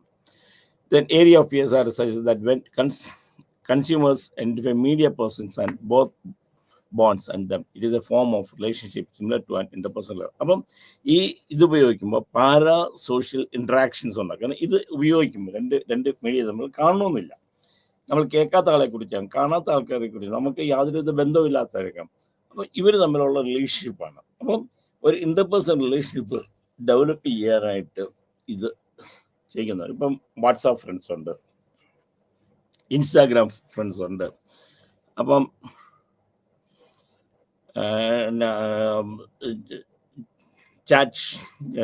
ചാറ്റിൻ്റെ ഉണ്ട്, ഷോപ്പ് ചാറ്റ്, അതൊക്കെ പറയുന്നത് നമ്മളുണ്ട്. കാരണം ഇതിനകത്തെല്ലാം കൂടെ നമ്മൾ ഇന്റർപേഴ്സണൽ റിലേഷൻഷിപ്പ് ഡെവലപ്പ് ചെയ്യാൻ ഇത് ചെയ്യുന്നുണ്ട്.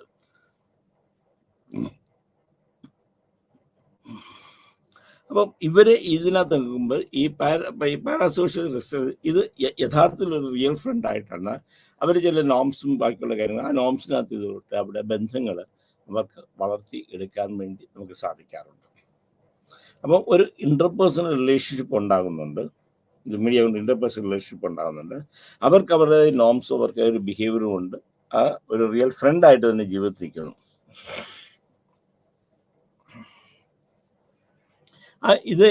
ഇതിനകത്ത് വരുമ്പോഴത്തേക്ക് ഒരു ഹെറാർക്കിക്കൽ ഇതുണ്ട്, അത് സപ്പോർട്ടീവായിട്ട് നമുക്ക് നിൽക്കാറുണ്ട്. അപ്പോൾ ചിലപ്പോൾ മെൻറ്റേഴ്സായിട്ട്, കോച്ചസായിട്ട് നമ്മൾ നിൽക്കുക. അപ്പം ഒരു പാരാ സോഷ്യൽ ഇൻട്രാക്ഷൻസ് ഉണ്ടാകുന്നുണ്ട്. They feel that they one to one, ഞങ്ങൾ തമ്മിൽ ഒന്നാണ്, ഞങ്ങൾ ഒരുമിച്ച് നിൽക്കുന്നത്, നമ്മൾ ഫ്രണ്ട്സ് ഉണ്ട്, റിയൽ ഫ്രണ്ട്സിനെ പോലെ. അതായത് ഫേസ് ടു ഫേസ് കോണ്ടാക്റ്റുള്ള ഫ്രണ്ട്സിനെ പോലെ തന്നെ ഒരു ഫ്രണ്ട്ഷിപ്പ് ഡെവലപ്പ് ചെയ്യാനായിട്ടും ഈ മീഡിയ ഉണ്ട്. That is called para social interactions. അപ്പോൾ social interactions, one to one ഇൻട്രാക്ഷനേക്കാളും കൂടുതൽ ഒരു അതിന് പാരലായിട്ട് നമ്മൾ സോഷ്യൽ ഇൻട്രാക്ഷൻസ് നമുക്ക് ഉണ്ടാക്കുക. ഇതെന്തൊക്കെയാണ്? വൺ സൈഡ്നെസ് ആണ്. കാരണം ആ ഒരു എൻ്റെ സ്വഭാവം എന്ന് വെച്ചാൽ വൺ സൈഡ്, ഓരോരുത്തർ സൈഡിൽ എനിക്ക് എൻ്റെ ഫീലിംഗ്, നിങ്ങളുടെ ഫീലിംഗ് നമുക്ക് അങ്ങനെ ഉണ്ടാകുന്നതാണ്. Then investment. അപ്പോൾ ഇതൊരു ലോങ് ടൈം ഇൻവെസ്റ്റ്മെൻറ്റ് പോലാണ്. കാരണം അങ്ങോട്ടും ഇങ്ങോട്ടുള്ള റിലേഷൻഷിപ്പ് ലോങ് ടൈം നിൽക്കുന്നതാണ്. മറ്റേത് വൺ ടു വൺ ഉള്ളതിനെക്കാട്ടും കൂടുതൽ സമയം ഇൻട്രാക്ട് ചെയ്യാൻ പറ്റും, കൂടുതൽ അവരുമായിട്ട് സംസാരിക്കാൻ പറ്റും, കൂടുതൽ നേരം നമുക്ക് സമയം കളയാതെ നമ്മുടെ ജോലി ചെയ്തുകൊണ്ട് തന്നെ നമുക്ക് ബന്ധപ്പെടാൻ പറ്റും, കമ്മ്യൂണിക്കേറ്റ് ചെയ്യാൻ പറ്റും, ഇതെല്ലാം ഉണ്ട്. അപ്പോൾ ഇതൊരു ഇൻവെസ്റ്റ്മെൻ്റ് ആയിട്ട് നമ്മൾ ഉപയോഗിക്കുന്നു. Then voluntary. ഇത് ആരെയും നിർബന്ധിച്ചിട്ട് വരുന്നതല്ല, നമ്മൾ വന്ന് വോളണ്ടറി ആയിട്ട് റിലേഷൻഷിപ്പ് ഉണ്ടാക്കുക. ഇന്നയാളെ സ്നേഹിച്ചോണം, നിൻ്റെ അനിയനാണ് നീ സ്നേഹിച്ചോണം, അല്ലെങ്കിൽ അനിയത്തിയാണ് നീ സ്നേഹിച്ചോ, അങ്ങനെയൊന്നുമില്ല. ഇതൊരു വോളണ്ടറി ആണ്, അങ്ങോട്ടും ഇങ്ങോട്ടും നമ്മൾ ഇഷ്ടപ്പെട്ട് ബന്ധപ്പെട്ട് എടുക്കുന്നതിൻ്റെയാണ്.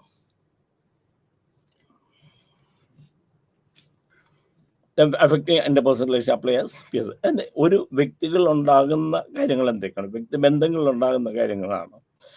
അതിൻ്റെ അട്രാക്ഷൻസും പ്രശ്നങ്ങളും ഒക്കെ നമ്മൾ പാരാസോഷ്യൽ റിലേഷൻഷിപ്പിൽ ഉണ്ടാകുന്നു. Provide companionship. ഇതൊരു ഒത്തൊരുമയുടെ ഭാഗമായിട്ട് നമുക്ക് പാരാ സോഷ്യൽ റിലേഷൻഷിപ്പ് നമ്മൾ വരാറുണ്ട് മീഡിയ കൊണ്ട്. Needs maintenance. ഇത് നമ്മൾ മെയിൻ്റനൻസ് പോകാതെ നമ്മൾ സൂക്ഷിക്കേണ്ട ആവശ്യങ്ങളുണ്ട്. അപ്പോൾ നമുക്ക് ഇതിനകത്ത് changing landscape, number of PSR, നമുക്ക് പല ബന്ധങ്ങളുണ്ട്, ഇതിൻ്റെ എണ്ണം കൂടി നമ്മൾ വരുന്നുണ്ട്. Then increasing intimacy of the peers. അപ്പം നമ്പർ ഓഫ് പാരാസോഷ്യൽ റിലേഷൻഷിപ്പ് അത് നമ്പർ കൂടുതലാണ്, നമുക്ക് കൂടുതൽ ആൾക്കാരായിട്ട് ബന്ധപ്പെടാൻ പറ്റും. ഇതിനകത്ത് ഇൻറ്റിമസി സാധാരണ ഉള്ളതിനെക്കാട്ടിലും കൂടുതൽ ഒരു ഇൻറ്റിമസി ഉണ്ടാകാറുണ്ട്. കാരണം എന്ന് വെച്ചാൽ കൂടുതൽ സമയം, കൂടുതൽ നേരം നമുക്ക് അങ്ങോട്ടും ഇങ്ങോട്ടും ബന്ധപ്പെട്ട കാര്യങ്ങളെല്ലാം ചെയ്ത് ഇൻറ്റിമസി കൂടി വരും. Then increase accessibility. കാരണം എവിടെ വെച്ച് വേണമെങ്കിലും എപ്പം വേണമെങ്കിലും സംസാരിക്കും. ഇപ്പം ഞാനിവിടെ ഇരിക്കുക, എനിക്കൊരാളെ എന്നോട് സംസാരിക്കാം, എനിക്ക് ചാറ്റ് ചെയ്യാം. അപ്പം എനിക്ക് കൂടുതൽ സമയം ചെയ്യാൻ പറ്റും, രാത്രി ചെയ്യും, ഈ സമയം വേണം. അപ്പോൾ ഒരു ഇൻക്രീസിങ് ആക്സസിബിലിറ്റി, കൂടുതൽ കാണാനും എടുക്കാനുമായിട്ടുള്ളൊരു സൗകര്യം നമുക്ക് അതിനകത്ത് കിട്ടുന്നുണ്ട്. ദെൻ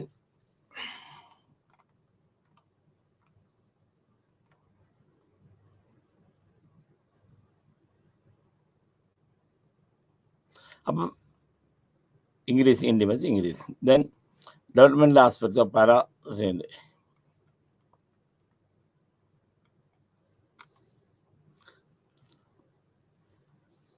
ദെൻ പിഗയുടെ Piagetian theory of cognitive development. അപ്പോൾ ഒരു വ്യക്തിയുടെ ഡെവലപ്മെൻറ്റ് എങ്ങനെയാണ്? അപ്പോൾ നമ്മൾ പല സ്റ്റേജുകളായിട്ടാണ് ഒരാളുടെ ഡെവലപ്മെൻറ്റ് വെക്കുന്നത്. അപ്പോൾ എങ്ങനെ സോഷ്യൽ ഇൻട്രാക്ഷൻ, എങ്ങനെ കാര്യങ്ങൾ മനസ്സിലാക്കും. പ്യൂഷയുടെ തിയറി ഉണ്ട്, കോഗ്നൈറ്റീവാണ്, ഡെവലപ്മെൻറ്റൽ സ്റ്റേജസ് ബൈ പ്യൂഷയുടെ തിയറി. അപ്പോൾ ഇതിനകത്ത് first one is called sensory motor ആണ്. അത് ഒരു കുട്ടി ജനിച്ച് 24 മാസം വരെ അപ്പോൾ ഈ ഒരു കുട്ടി വളരെ അപ്പോൾ ഇവരുടെ സിംബോളിക് റെപ്രസെൻറ്റേഷനാണ്. കാരണം ആദ്യം ഇവരുടെ ബന്ധങ്ങളെന്ന് പറയുന്നത് ഒരു കുട്ടിയുടെ ഈ പ്രായത്തിലാണ് 1 വയസ്സ് മുതൽ 0 മുതൽ ജനിച്ചന്ന് മുതൽ 24 വയസ്സ് വരെ കുട്ടികളുണ്ടാകുന്ന ഡെവലപ്മെൻറ്റ്. അപ്പം മോട്ടോർ ഡെവലപ്മെൻറ്റ് ഉണ്ടാകുന്നുണ്ട്, മോട്ടോർ ഡെവലപ്മെൻറ്റ് ഉണ്ടാകുന്നുണ്ട്, സ്പീച്ച് ഡെവലപ്പ് ചെയ്യുന്നുണ്ട്, സെൻസറി ഡെവലപ്മെൻറ്റ് കാണിക്കുന്നുണ്ട്, ആൾക്കാരെ കണ്ടാൽ മനസ്സിലാക്കും. ആദ്യം കുട്ടി ജനിച്ച് വീഴുമ്പം കുട്ടിക്ക് വേറെ പുറലോകമായിട്ട് യാതൊരു ബന്ധവുമില്ല. പക്ഷെ ആ റിലേഷൻഷിപ്പ് വരുമ്പോൾ ആദ്യത്തെ കുട്ടിയുടെ ഭാഗം എന്ന് വെച്ചാൽ കുട്ടി കരയുക, ക്രൈ എന്ന് വെച്ചാൽ കുട്ടി ഭൂമിയിലേക്ക് വരുമ്പോൾ ആദ്യമായിട്ട് കുട്ടി കരയുന്നു. കരയെന്ന് വെച്ചാൽ എൻ്റെ പ്രസൻസ് ലോകത്തെ നമ്മൾ അറിയിച്ചു.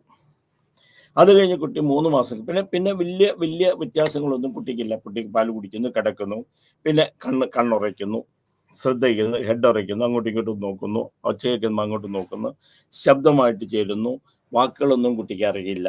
അതൊക്കെ കുട്ടികൾ 3 മാസം കമന്ന് വീഴുന്നു, തലപൊക്കി പിടിക്കുന്നു, നീന്തുന്നു, ഇരിക്കുന്നു, നിൽക്കുന്നു, നടക്കുന്നു. ഇത്രയും കാര്യങ്ങൾ കുട്ടികളുടെ ഒരു ഡെവലപ്മെൻറ്റ് സ്റ്റേജ് നടക്കുന്നു. അപ്പം 3 മാസം കഴിയുമ്പോൾ കമന്ന്, അതാണ് ആദ്യത്തെ ഒരു മോട്ടോർ ആക്ടിവിറ്റി നമുക്ക് പറയാൻ പറ്റുക. മറ്റേ എല്ലാം കിടന്നുകൊണ്ട് കാണിക്കുന്ന കാര്യമില്ല. ഇപ്പം ബ്രസ്റ്റ് സക്ക് ചെയ്യാം, ഇപ്പം അമ്മിഞ്ഞാൻ പാല് കുടിക്കുക, ഇതൊക്കെ നമ്മൾ ഉള്ള പോലെ തന്നെ ഉള്ള 3-ാം മാസം കുട്ടി കമന്ന് വീഴണം. കുട്ടി കമന്ന് വീഴുന്ന ആദ്യത്തെ ഒരു മോട്ടോർ ആക്ടിവിറ്റി പെട്ടതാണ്. പിന്നെ കുട്ടി പതുക്കെ ക്രൗൾ ചെയ്യാൻ, നീന്താൻ തുടങ്ങും. അപ്പോൾ ഇതൊക്കെ മോട്ടോർ ആക്ടിവിറ്റി കൂടുകയാണ്. പിന്നെ കുട്ടി പതുക്കെ ഇരിക്കാൻ തുടങ്ങുന്നു, നിൽക്കാൻ തുടങ്ങും, നടക്കാൻ തുടങ്ങും. ഇതിനിടയ്ക്ക് കുട്ടികൾക്ക് നമുക്ക് ഡെവലപ്പ് ചെയ്യുന്നതെന്ന് വെച്ച് കഴിഞ്ഞാൽ കമ്മ്യൂണിക്കേഷനാണ്. കുട്ടി ആദ്യം കുറേ ശബ്ദങ്ങളുണ്ട്, ബാ ബാ ബാ ബാ ഒരു സൗണ്ടുകളുണ്ട്, പിന്നെ വെറും സൗണ്ട്, പിന്നെ പ്രത്യേക വാക്കുകൾ ഉണ്ടാക്കുന്നു. ഇപ്പം അമ്മ കുളിപ്പിക്കുമ്പോൾ കുട്ടി അമ്മ അമ്മ അമ്മ എന്ന് പറയാം. കുട്ടി ആദ്യം അമ്മ എന്താണെന്ന് മനസ്സിലാകുന്നു, പതുക്കെ കുട്ടി ആ പറയുന്നു, കുറച്ച് ഉമ്മ പറയുന്നു, കുട്ടി അമ്മ പറയുന്നു, കുട്ടി വായിക്കുകയാണ്. അപ്പം ഇത് കുട്ടി വായിക്കുന്നു. പിന്നെ അത് കഴിഞ്ഞ് കുട്ടി കുറേ സെൻറ്റൻസ് പറയുന്നു, അമ്മ എന്ന് പറയുന്നു, കാണണമെന്ന് പറയുന്നു, വേണമെന്ന് പറയുന്നു, എടുക്കണമെന്ന് പറയുന്നു. അങ്ങനെ പതുക്കെ ബാബിളിൽ നിന്ന് സൗണ്ട്, പിന്നെ ഒരു വേർഡ് പറയുന്നു, ഒരു സെൻറ്റൻസ് തുടങ്ങാൻ, ഗ്രാമറൊന്നും ഉണ്ട്, സെൻറ്റൻസ് പറയാന്നുള്ളത്. അതൊക്കെ 2 വയസ്സൊക്കെ ആകുമ്പോഴത്തേക്ക് കുട്ടി കുറേശ്ശെ ഗ്രാമർ ഉള്ള അക്ഷരങ്ങൾ പറയാൻ തുടങ്ങും, വാക്കുകൾ പറയാൻ തുടങ്ങുന്നു. ഇതുപോലെ ഗ്രാമറൊന്നും ഉണ്ടാവില്ല കുട്ടി, പക്ഷേ വെള്ളം വേണം, എനിക്ക് വെള്ളം വേണം എന്ന് പറയും, ഞാൻ പോയി, അല്ലെ ഞാൻ പോകുന്നു, അല്ലെ പോകുന്നു, വരുന്നു, അങ്ങനെ ചെറിയ സെൻറ്റൻസുകൾ ഉണ്ടാക്കുന്നു. പക്ഷെ 2 വയസ്സാകുമ്പോൾ മീനിങ് ഫുൾ സെൻറ്റൻസ് കുട്ടിക്ക് ഉണ്ടാകാൻ പറ്റും. കുറേശ്ശെ ഗ്രാമറും ഇന്നത്തെ കുട്ടി ആഡ് ചെയ്ത് തുടങ്ങുന്നു. ഇതാണ് ആദ്യത്തെ സ്റ്റേജ്. അത് 2 വയസ്സ് വരെ 24 മാസം വരെ കുട്ടികളുടെ വളർച്ച അതാണ്. ഇതിന് സെൻസറി മോട്ടോർ എന്നാണ് പറയുന്നത്. ദെൻ പ്രീ ഓപ്പറേഷണൽ സ്റ്റേജ് 2 വയസ്സ് മുതൽ 7 വയസ്സായി. അപ്പോൾ കൂടുതലും 2 വയസ്സ് 7 വയസ്സ് കുട്ടി ഫസ്റ്റ് ജെൻഡർ ഡിഫറൻസ് കുട്ടിയായിട്ട് ഒരു 3 വയസ്സൊക്കെ ആകുമ്പോൾ കുട്ടി ആണ് പെണ്ണ്, എൻ്റേത്, ഞാൻ, എന്നെ സംബന്ധിച്ചിടത്തോളം, എൻ്റെ അച്ഛൻ, എൻ്റെ അമ്മ, എൻ്റെ കളിപ്പാട്ടം, ഇതൊക്കെ കുട്ടി ഡെവലപ്പ് ചെയ്തു. അതുവരെ ഒരു 2 വയസ്സ് വരെ കുട്ടിയുടെ അടുത്ത് ചെന്നിട്ട് ഇത് എൻ്റെ അച്ഛനാണ്, ഇതെൻ്റെ അമ്മയാണ് എന്ന് കുട്ടിക്ക് അറിയാൻ പറ്റുകയില്ല. അപ്പം പതുക്കെ കുട്ടികൾ കാര്യങ്ങൾ അറിഞ്ഞു. ഇപ്പോൾ 2 വയസ്സ് മുതൽ 7 വയസ്സ് വരെയുള്ള കാലഘട്ടങ്ങൾ കറക്റ്റായിട്ട് ഗ്രാമർ മീനിങ് ഫുള്ളായിട്ട് സെൻറ്റൻസസ് പറയാൻ സാധിക്കുന്നു, ചെറിയ കാൽക്കുലേഷൻസ് തന്നെ ചെയ്യാൻ സാധിക്കുന്നു, സോഷ്യൽ ഇൻട്രാക്ഷൻസ് ഉണ്ടാകും, ആൾക്കാരെ അറിയാൻ തുടങ്ങുന്നു. ഇതെൻ്റെ ഫ്രണ്ട്, ഇതെൻ്റെ ടീച്ചർ, 1-ാം ക്ലാസ് പഠിക്കുന്നത് ഇതെൻ്റെ ടീച്ചർ, ഞാൻ 1A പഠിക്കുന്നു. ഒരു കുട്ടികൾ നീ എവിടെയാണ് പഠിക്കുന്നത് ചോദിക്കാൻ, ഞാൻ 1A നിർത്തുകയില്ല, ഇന്ന സ്കൂളിൽ, എൻ്റെ ടീച്ചർ, എൻ്റെ ഫ്രണ്ട്സ് ഇത്. അപ്പം സോഷ്യൽ ഇൻട്രാക്ഷൻസെ കുറിച്ച് കുട്ടി മനസ്സിലാക്കി വരാം. അപ്പോൾ 2 വയസ്സിൽ കമ്മ്യൂണിക്കേഷൻ ഡെവലപ്പ് ചെയ്യുന്നു. 7 വയസ്സ് വരെ കമ്മ്യൂണിക്കേഷൻ ഫുള്ളാകുന്നു, ഒരു ഫുൾ സെൻറ്റൻസ് മീനിങ് ഫുള്ളായിട്ട് പറയാൻ പറ്റുന്നു, ഒരു പാരഗ്രാഫ് പറയാൻ പറ്റുന്നു, കാര്യങ്ങൾ എക്സ്പ്രസ് ചെയ്യാൻ പറ്റുന്നു, സോഷ്യൽ റിലേഷൻഷിപ്പ് ഉണ്ടാക്കുന്നു, കാര്യങ്ങൾ. That is pre operational stage. അപ്പോൾ ഇവിടെ കുട്ടി ജെൻഡർ ഡിഫറൻസ് കൂടെ അറിയുന്നു. ഒരു 3 വയസ്സായ ഒരു കുട്ടിയെ നമ്മൾ കളിയാക്കുകയാണെങ്കിൽ ഉടനെ കുട്ടി തന്നെ അവൻ്റെ പ്രൈവറ്റ് പാർട്ടുകൾ പൊത്താനായിട്ട് ശ്രമിക്കും. അല്ലെങ്കിൽ 3 വയസ്സ് വരെ നമ്മൾ 2 വയസ്സ് വരെ ഒരു കുട്ടിയെ കുളിപ്പിച്ച് നിർത്തി കഴിഞ്ഞാൽ ഒന്നും ഉണ്ടാവില്ല. ഒരു 3 വയസ്സ് കഴിയുമ്പോൾ കുട്ടികളെ കുളിപ്പിച്ചിട്ട് ബാത്റൂമിൽ നിന്ന് പുറത്തിറങ്ങാമെന്ന് ആരെങ്കിലും ഉണ്ടോ, അച്ഛൻ അവിടെ ഉണ്ടോ, അമ്മയുണ്ടോ എന്നൊക്കെ നമ്മൾ ചോദിക്കും. അപ്പം സോഷ്യൽ ലേണിങ്, അണ്ടർസ്റ്റാൻഡിങ്, ഇതെന്താണെന്ന് മനസ്സിലാക്കുക, ഞാൻ, എൻ്റേത്, എൻ്റെ സ്കൂള്, ഇങ്ങനെ വരുന്നത്. പക്ഷേ ഇവിടെ കുട്ടികൾ പരിപൂർണമായിട്ട് ഒരു ഡിഫറൻസിയേഷൻ ഉണ്ടാകുന്നില്ല, പക്ഷെ അവർ ലേൺ ചെയ്യുന്നുണ്ട്. ദെൻ കോൺക്രീറ്റീവ് ഓപ്പറേഷൻ 7 വയസ്സ് മുതൽ 11 വയസ്സ് വരെ അവൻ്റെ കൾച്ചർ പഠിക്കുന്നു, പെർസ്പെക്റ്റീവ്സ് പഠിക്കുന്നു. എൻ്റെ ജോലി എന്താണ്, എൻ്റെ കാര്യങ്ങൾ എന്ന്, എൻ്റേത് മാത്രം എന്താണ്, എൻ്റെ അച്ഛനമ്മ, എൻ്റെ ഇതെങ്ങനെയാണ്, മറ്റുള്ളവർ വേദനകൾ, കാര്യങ്ങൾ മനസ്സിലാക്കും. അപ്പം that is concrete operation stage 7 വയസ്സ് മുതൽ 11 വയസ്സ് വരെ ആകുമ്പോഴത്തേക്ക് കുട്ടികൾ ഡെവലപ്പ് ചെയ്തു തുടങ്ങും. ഇതിന് കോൺക്രീറ്റ് ഓപ്പറേഷൻ സ്റ്റേജസ് എന്ന് പറയുന്നത് being able to see the situation, ഒരാളെ കാണാൻ സാധിക്കുന്നു, എന്തൊക്കെയാണെന്ന് ചോദിക്കുന്നു, ഞാൻ ആൾക്കാരെ ബഹുമാനിക്കുന്നതാണ്, ഇതെല്ലാം പഠിക്കേണ്ടി വരും. That is called concrete operation stage. Then formal operation 1 വയസ്സ് 1 വയസ്സ് 11 വയസ്സ് മുതൽ 15 വയസ്സ്, നമുക്ക് 18 വയസ്സ് വരെ നമുക്കത് പറയാം. ഇവിടെയാണ് ഫോർമൽ ഓപ്പറേഷൻ സ്റ്റേജ്. അതിൽ കോൺസെപ്റ്റ് ഒക്കെ ഉണ്ടാക്കി ഡിഡക്റ്റീവ് റീസണിങ്, അത് ഡിഡക്റ്റീവ് ആൻഡ് ഇൻഡക്റ്റീവ് റീസണിങ് ഉണ്ടാക്കി. അതായത് ഇന്ന ആൾക്കാർ നല്ലതാണ്, അല്ലെങ്കിൽ ആ ആൾക്കാർ മുഴുവൻ നല്ലതാണ്, അല്ലെങ്കിൽ അതുകൊണ്ട് ഇന്ന നല്ലതാണ്. അപ്പം നമ്മളൊരു കോൺസെപ്റ്റ് അപ്സൈഡ് കോൺസെപ്റ്റ് ഒക്കെ ഉണ്ടാക്കി, ഒരു കാര്യം കണ്ടാൽ മനസ്സിലാക്കാനായിട്ടുണ്ടാക്കി റീസണിങ് ഉണ്ടാക്കി. കാരണം ഡിഡക്റ്റീവ് ആൻഡ് ഡിഡക്റ്റീവ് അങ്ങനെയാണ്, ഇങ്ങനെയായിരിക്കും, കാര്യകാരണ സഹിതം ഉണ്ടാകും, സിസ്റ്റമാറ്റിക് പ്ലാനിങ്. ഇവിടെ കുട്ടിക്ക് അവരുടേതായ ഒരു ഫിലോസഫി കൂടെ ഡെവലപ്പ് ചെയ്യും. Developing their own philosophy. ഇവിടെ വെച്ച് കുട്ടികൾക്ക് കാര്യങ്ങൾ മനസ്സിലാക്കാനും ചെയ്യാനും പറ്റുള്ളൂ. അതാണ് ഇതിനകത്ത് മെയിനായിട്ടുള്ള പ്രാധാന്യം. ഓപ്പറേഷൻ സ്റ്റേജ് വരുമ്പോൾ 15 വയസ്സ് വരെ കുട്ടികൾ അവൻ്റേതായ ഒരു philosophy, his developing his own philosophy. ജീവിതം ഇങ്ങനെയായിരിക്കണം, ഇതിങ്ങനെ ആയിരിക്കും, ഇന്ന ആളായിരിക്കണം, ഞാൻ ഇന്ന രീതിയിൽ പോകുന്നു എന്നുള്ള ഓർമ്മ വരും. ദാറ്റ് ഇസ് കോൾഡ് ഈ 4 സ്റ്റേജ് പിഷയുടെ development stage. First one is called sensory motor stage, birth 0 to 24 months, 1 വയസ്സ് 0 വയസ്സ് ജനിക്കുന്ന അന്ന് മുതൽ 2 വയസ്സ് വരെ. That is called sensory motor. Then preoperational 2 വയസ്സ് മുതൽ 7 വയസ്സ് വരെ preoperational, sensory motor, preoperational. Then concrete operational, കുറച്ചുകൂടെ കോൺക്രീറ്റ് ആയിട്ട് കാര്യങ്ങളെക്കുറിച്ച് നമ്മൾ ചെയ്യുന്ന സ്റ്റേജാണ്. Then formal operation stage. ഈ 4 സ്റ്റേജുകൾ ഇത് പഠിക്കണം. സാധാരണ പരീക്ഷയ്ക്ക് ചോദിക്കാനുള്ള പിഷെ ഡെവലപ്മെന്റ് സ്റ്റേജസ് അതാണ്. അപ്പോൾ ഇത് കൂടുതലും അവൻ്റെ മാനസികമായ ശാരീരികമായ വളർച്ചയെ ബേസ് ചെയ്തിട്ട് എടുത്തിട്ടുള്ളതാണ്. ദെൻ ഫാക്ടേഴ്സ് അഫക്റ്റിങ്, ഇത് എന്തൊക്കെയാണ് നമ്മൾ ഈ പേഴ്സണൽ സോഷ്യൽ റിലേഷൻഷിപ്പ്.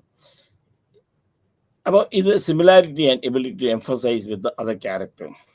ഇത് രണ്ടുപേരും. അപ്പം എൻ്റെ സ്വഭാവം, എൻ്റെ കാര്യം, മറ്റത് എന്ന് അങ്ങോട്ടും ഇങ്ങോട്ടും മനസ്സിലാക്കാൻ സാധിക്കുക. അതാണ് ആദ്യത്തെ ഡെവലപ്പ് ചെയ്യാനുള്ളത്. Second, gender age of the consumer. നമ്മൾ ഇത് ഉപയോഗിക്കുന്ന ആൾക്കാരുടെ ആണ് പെണ്ണ് വ്യത്യാസങ്ങൾ, അവരുടെ ഏജ്. ചെറുപ്പം 15-16 വയസ്സുള്ള ആൾക്കാരുണ്ടാക്കുന്ന റിലേഷൻഷിപ്പ് പോലെ 70-72 ഉള്ള അവരുടെ ചിന്താഗതികൾ, അവരുടെ കാര്യങ്ങൾ വേറെ. അപ്പം അതിനകത്ത് ആണെങ്ങനെയുണ്ട്, പെണ്ണെങ്ങനെയുണ്ട്, കാരണം ഈ ജെൻഡർ ഉണ്ട് ഇതിനകത്ത്. Then next one is prevalent trends.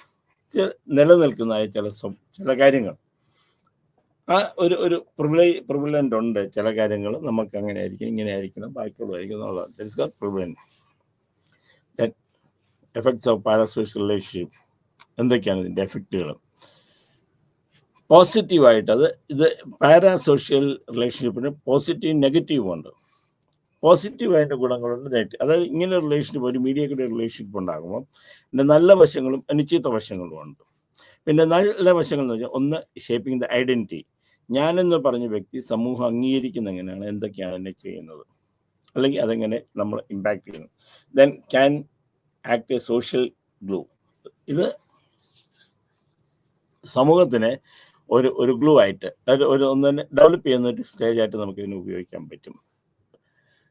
പിന്നെ റിജക്ഷൻ ഫ്രീ റിലേഷൻഷിപ്പ് ഉണ്ട്. റിജക്ഷൻ ഫ്രീ റിലേഷൻഷിപ്പ് എന്ന് പറഞ്ഞു കഴിഞ്ഞാൽ, ഏതെങ്കിലും റിലേഷൻഷിപ്പ് ഉണ്ടായാൽ നമ്മൾ പെട്ടെന്ന്, കാരണം 1-to-1 കോണ്ടാക്ട് ഉള്ള സമയമല്ല, അല്ലാതെ നമ്മളുള്ള റിലേഷൻ്റെ. അപ്പോൾ ഇതിന് റിജക്ഷൻ ഫ്രീ ആണ്. എപ്പോഴും ഇത് തള്ളിക്കളയാനായിട്ടുള്ള സാധ്യതകൾ വളരെ കുറവാണ്. കാരണം ഒന്ന് 1-to-1 റിലേഷൻഷിപ്പ് ഉണ്ടാകുന്നത് വളരെ പേഴ്സണലായിട്ട് ഡെവലപ്പ് ചെയ്യുന്ന സംഗതികളാണ്.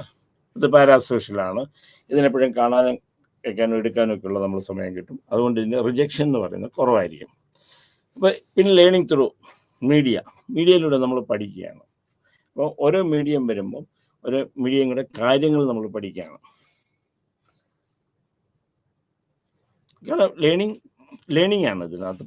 ഒരു മീഡിയയാണ്. ഓരോ കാര്യങ്ങൾ വരുമ്പോൾ ഓരോ പുതിയ കാര്യങ്ങൾ, പുതിയ സംഗതികൾ പഠിക്കും. Then parasocial contact hypothesis. അപ്പോൾ നമുക്ക് ഓരോ കാര്യത്തെക്കുറിച്ച് നമുക്കൊരു വ്യക്തമായ ധാരണകൾ ഇതൊക്കെ ഉണ്ടാക്കി. Then effect of parasocial relationship. Then negative effect ആണ്. Then parasocial breakups. ഇത് പാരാസോഷ്യൽ പെട്ടെന്ന് ബ്രേക്ക് ചെയ്യാം.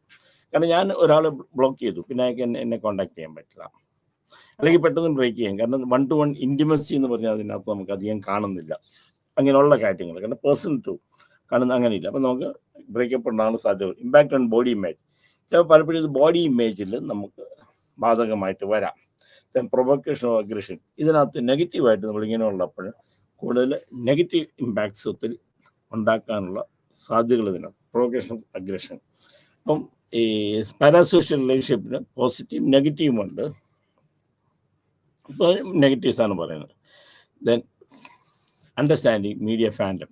ഇപ്പം ഇത് ഇത്തരം വരുമ്പോൾ മീഡിയ ഫാൻഡം എന്ന് പറയും. അതായത് നമുക്ക് എപ്പോഴും ഈ ഇത്തരം മീഡിയ വരുമ്പോൾ ഇതിനകത്ത് ഓരോ നമ്മൾ കാണുമ്പം അവരെ നമുക്ക് വർഷിപ്പിക്കുകയായിട്ടുള്ള ഒരു സ്വഭാവം, അല്ലെങ്കിൽ ഒരു ലീഡറായിട്ട് കാണാനുള്ള, ഇത് സംതിങ് ഗ്രേറ്റ് എന്നുള്ള രീതി കാണാനുള്ള. കാരണം മീഡിയയിൽ കൂടെ പലപ്പോഴും വരുമ്പോൾ പലരെ എക്സാജറേറ്റ് ചെയ്തിട്ടായിരിക്കും കാണിക്കപ്പെടുക. നമ്മൾ വിചാരിക്കാത്ത എക്സാജറേറ്റ് ചെയ്ത്. അപ്പം നമുക്ക് ഇവരോടുള്ള ഒരു ഫാൻഡം, ഒരു ആരാധന എന്ന് പറയാൻ നമുക്കുണ്ടാകാനുള്ള സാധ്യതകളാണ്. അപ്പോൾ ഇതിനകത്ത് ഗെയിമിങ് ആൻഡ് ഇറ്റ്സ് കോൺസിക്വൻസ്. അപ്പോൾ ഇതിനകത്ത് കൂടുതൽ ഗെയിം പ്ലേയേഴ്സ് നമുക്കുണ്ടാകാൻ പോകുന്നു. ഓരോരുത്തരും interdependent self construal demonstrated dissolved parasocial interaction, others who had low interdependent self-constructed.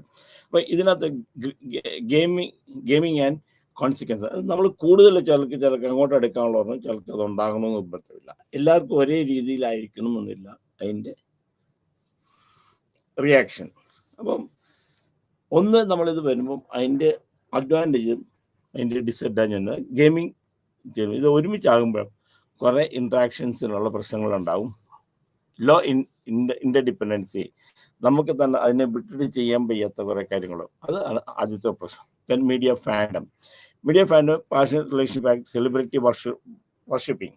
ഇതിനകത്ത് എന്നാ വെച്ചാൽ നമ്മൾ കാണുമ്പം അതിനകത്ത് ആളെ വർഷിപ്പ് ചെയ്യാനായിട്ടുള്ള, ഇത് പേഴ്സണാലിറ്റി ഡെവലപ്മെന്റിനകത്തുള്ള തിയറിയിൽ ഒന്ന് പറയുന്നതാണ് പേഴ്സണാലിറ്റി ഡെവലപ്മെന്റ്. എന്നുവെച്ചാൽ സോഷ്യൽ ലേണിംഗ്, ബെൻഡറയുടെ സോഷ്യൽ ലേണിംഗ് തിയറിക്കകത്ത് അവർ പറയുന്നത് വെച്ചാൽ ഹീറോ വർഷിപ്പ്. നമ്മൾ വായിക്കുന്ന നോവലുകളിലെ അല്ലെ വായിക്കുന്ന കഥകളിലെ കഥാപാത്രങ്ങൾ, അതിൻ്റെ നായകന്മാർ നമ്മുടെ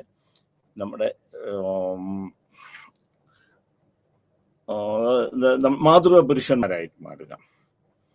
അപ്പോൾ സെലിബ്രിറ്റി അവരെ നമ്മൾ ചെയ്യുക, അവരെ വർഷിപ്പ് ചെയ്യുക, സംതിങ് ഗ്രേറ്റ് എന്നുള്ളത്. അപ്പം മീഡിയ ഫാൻഡമികൾ ഉണ്ടാകാം. എന്നാ വെച്ചാൽ അതിനകത്ത് extreme parasocial relationship and celebrity worshipping, അവരെ നമ്മൾ കണ്ടമാൻ ആരാധിക്കുന്നതായിട്ടുള്ള കാണാം.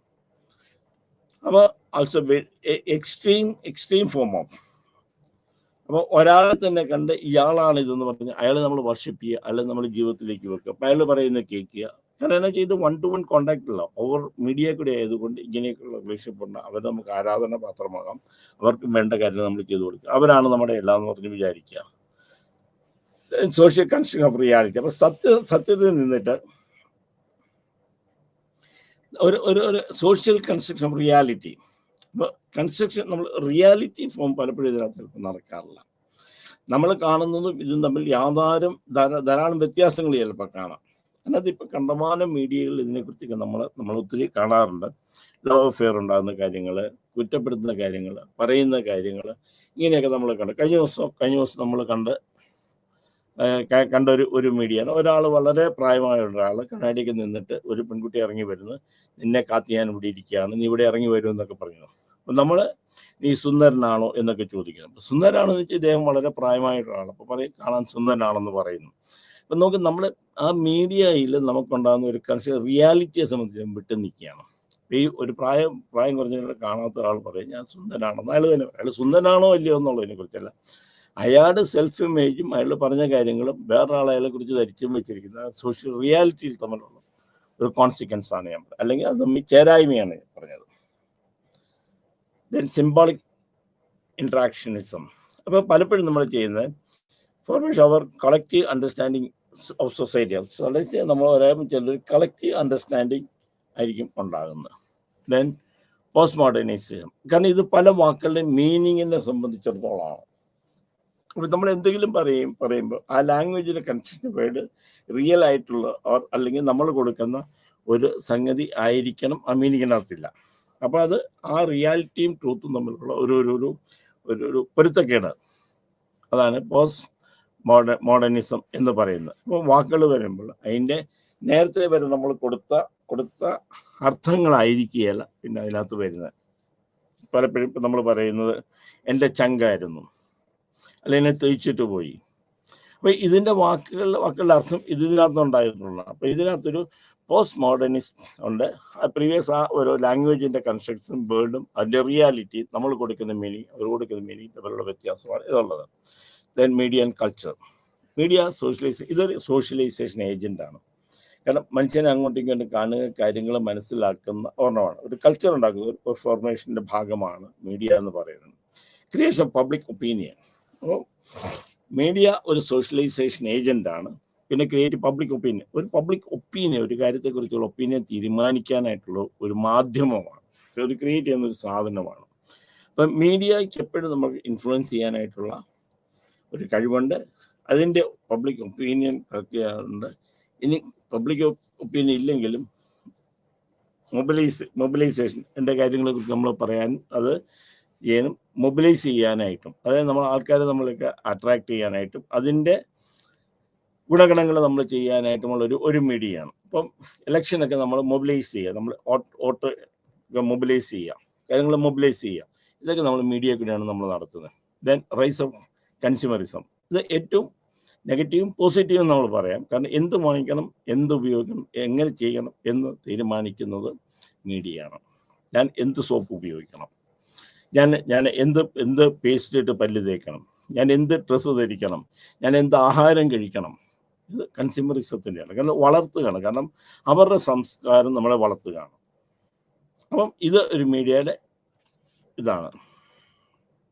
അപ്പം മീഡിയ സോഷ്യലൈസേഷൻ ഒരു ഏജൻ്റായിട്ട് പ്രവർത്തിക്കുന്നുണ്ട്. സോഷ്യലൈസേഷൻ എല്ലാവരെയും അടുപ്പിക്കാൻ വേണ്ടി ചെയ്യാനായിട്ടുള്ള ഒരു ഭാഗമാണ് socialisation. Then creation public opinion. ഒരു സാമൂഹികമായ ഒരു തീരുമാനം എടുക്കുക, അതിനെക്കുറിച്ച് പറയുക എന്നുള്ളതാണ്. പിന്നെ മൊബിലൈസേഷൻ, ഇത് കൂടെ ഇലക്ഷനും കാര്യങ്ങളൊക്കെ. Then rise of consumerism. ഈ കൺസ്യൂമറിസം എന്ന് പറയുന്നത് മീഡിയയുടെ വളരെ പോസിറ്റീവും നെഗറ്റീവുമായിട്ടുള്ളതാണ്. എക്സാമ്പിൾ നമുക്ക് കൂടുതൽ അറിവുകൾ തരിക എന്താണെന്നുള്ളതിനെ കുറിച്ച്, നമ്മൾ വാങ്ങേണ്ടത് എന്താണ്, ഉപയോഗിക്കേണ്ടത് എന്താണ് അറിയാം. എക്സാമ്പിൾ ഇപ്പം വാഷിംഗ് മെഷീൻ ആയിക്കോട്ടെ. വാഷിംഗ് മെഷീൻ എന്ന് പറഞ്ഞാൽ വാഷിംഗ് മെഷീൻ വളരെ നിസ്സാരമാണ്. നമ്മൾ ഉപയോഗിക്കുമ്പോൾ വാഷിംഗ് മെഷീൻ്റെ പല പല ഗുണങ്ങളും കാര്യങ്ങളും അത് നമുക്ക് പറയുന്നു. അപ്പോൾ അത് വാങ്ങിക്കാൻ നമ്മൾ ഇതാകുന്നു. അപ്പോൾ നമ്മൾ ഒരു പേസ്റ്റ് ഉപയോഗിക്കുന്നു, ആ പേസ്റ്റ് ഉപയോഗിക്കുമ്പോൾ എൻ്റെ പല്ലിന് കേടുവരില്ല, അല്ലെങ്കിൽ ഞാൻ വളരെ സുന്ദരനായിട്ടിരിക്കുന്നു, ചെറുപ്പമായിട്ടിരിക്കുന്നു, അല്ലെങ്കിൽ ഇന്ന് സോപ്പ് തേക്കുമ്പോൾ എൻ്റെ സ്കിന്ന് ഇത് ചെയ്യുന്നില്ല. അപ്പം കൺസ്യൂമറിസം എന്ന് പറയുന്നത് മീഡിയയുടെ ഒരു ഭാഗമാണ്.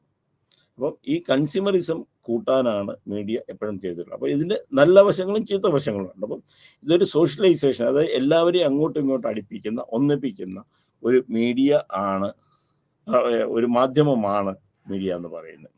അതൊരു സോഷ്യലൈസേഷൻ, ആൾക്കാരെ അടുപ്പിക്കുന്ന ഒരു ഘടകമാണ്.